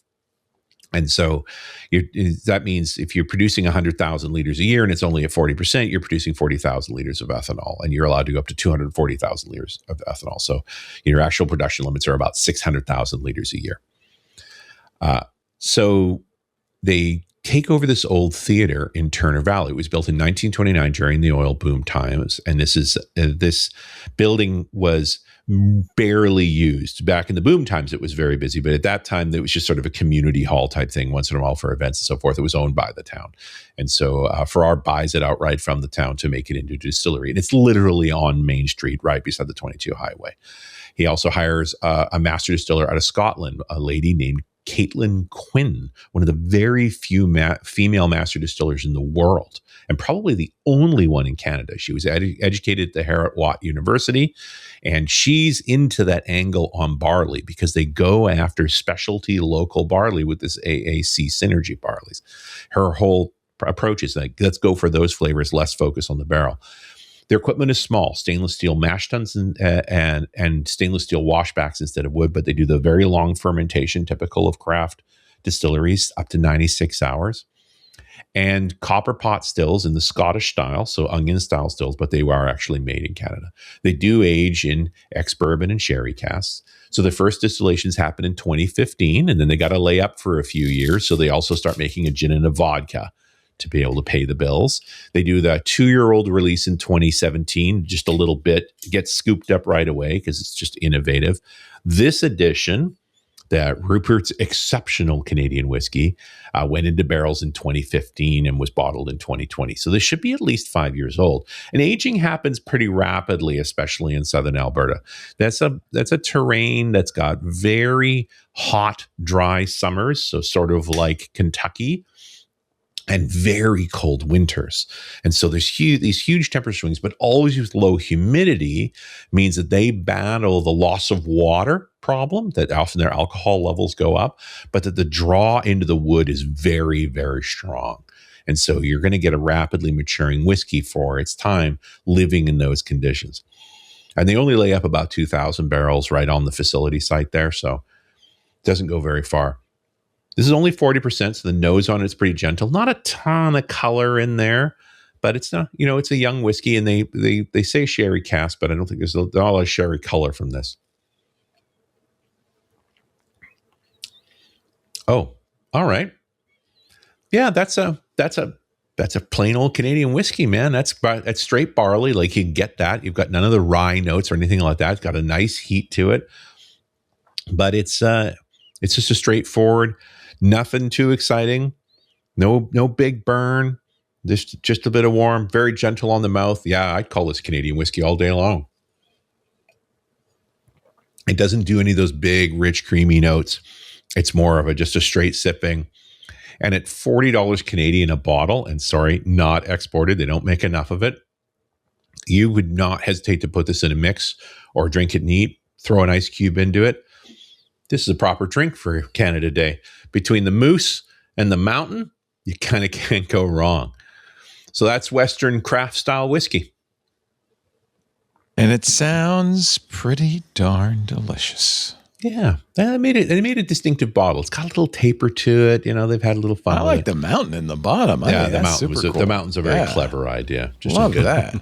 Just a little bit of a mold in it, and it's got stamped in here Turner Valley Soil and Toil. So they are doing that, you know, grain to bottle thing. They're doing a proper craft style, and again, relatively small production here. So you gotta seek this stuff out. But super Canadian, and I thought for Canada Day, a little bit of the West Coast story. And super Canadian, ladies and gentlemen. That's what we call are. it Super Canada. Yep. Well, that's Windows Weekly for this particular July 1st. Thank you so much, Paul Thurrott and Richard Campbell. Richard is at runasradio.com. That's where you'll find not only Run As Radio, but also the podcast he does with CarlFranklin.net Rocks. And that's where the Geek Outs are as well. You have that new Geek Out on data centers, right?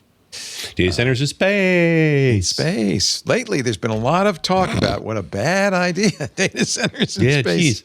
I mean, I might have been Lately? right. Oh, my God. I mean, it seems... Well, I was like willing to give it a, Sometimes your knee-jerk reaction is right. I'm getting, since I did that talk and it's on YouTube and getting a lot of traction, so is the AI Hype Talk. A whole lot of people ask me if I do a talk on how to build data centers that don't suck. Oh. Just the regular ones. Love that idea. Yeah. Don't suck what, though? Don't suck electricity. Don't suck water. Don't suck what? Give what you do we- electricity. I would say just don't make people angry. Yes. How about that? Because we built data centers for a long time without making people angry. Yeah, but there weren't so many of them, you know? Well, and I also think companies are behaving badly right now. Yes, Because they are doing that gold rush thing. Yes, they and are. just trying to exploit everywhere they can. So Companies anyway, I behaving passed it by a couple of organizers and they're like, sign us up. So I'm like, oh God, I got to write another one. Gotta do it now. That's good. That's good. That's Richard also does those whiskey segments, and if you like them, there are a whole bunch of them online at twit.tv/whiskey.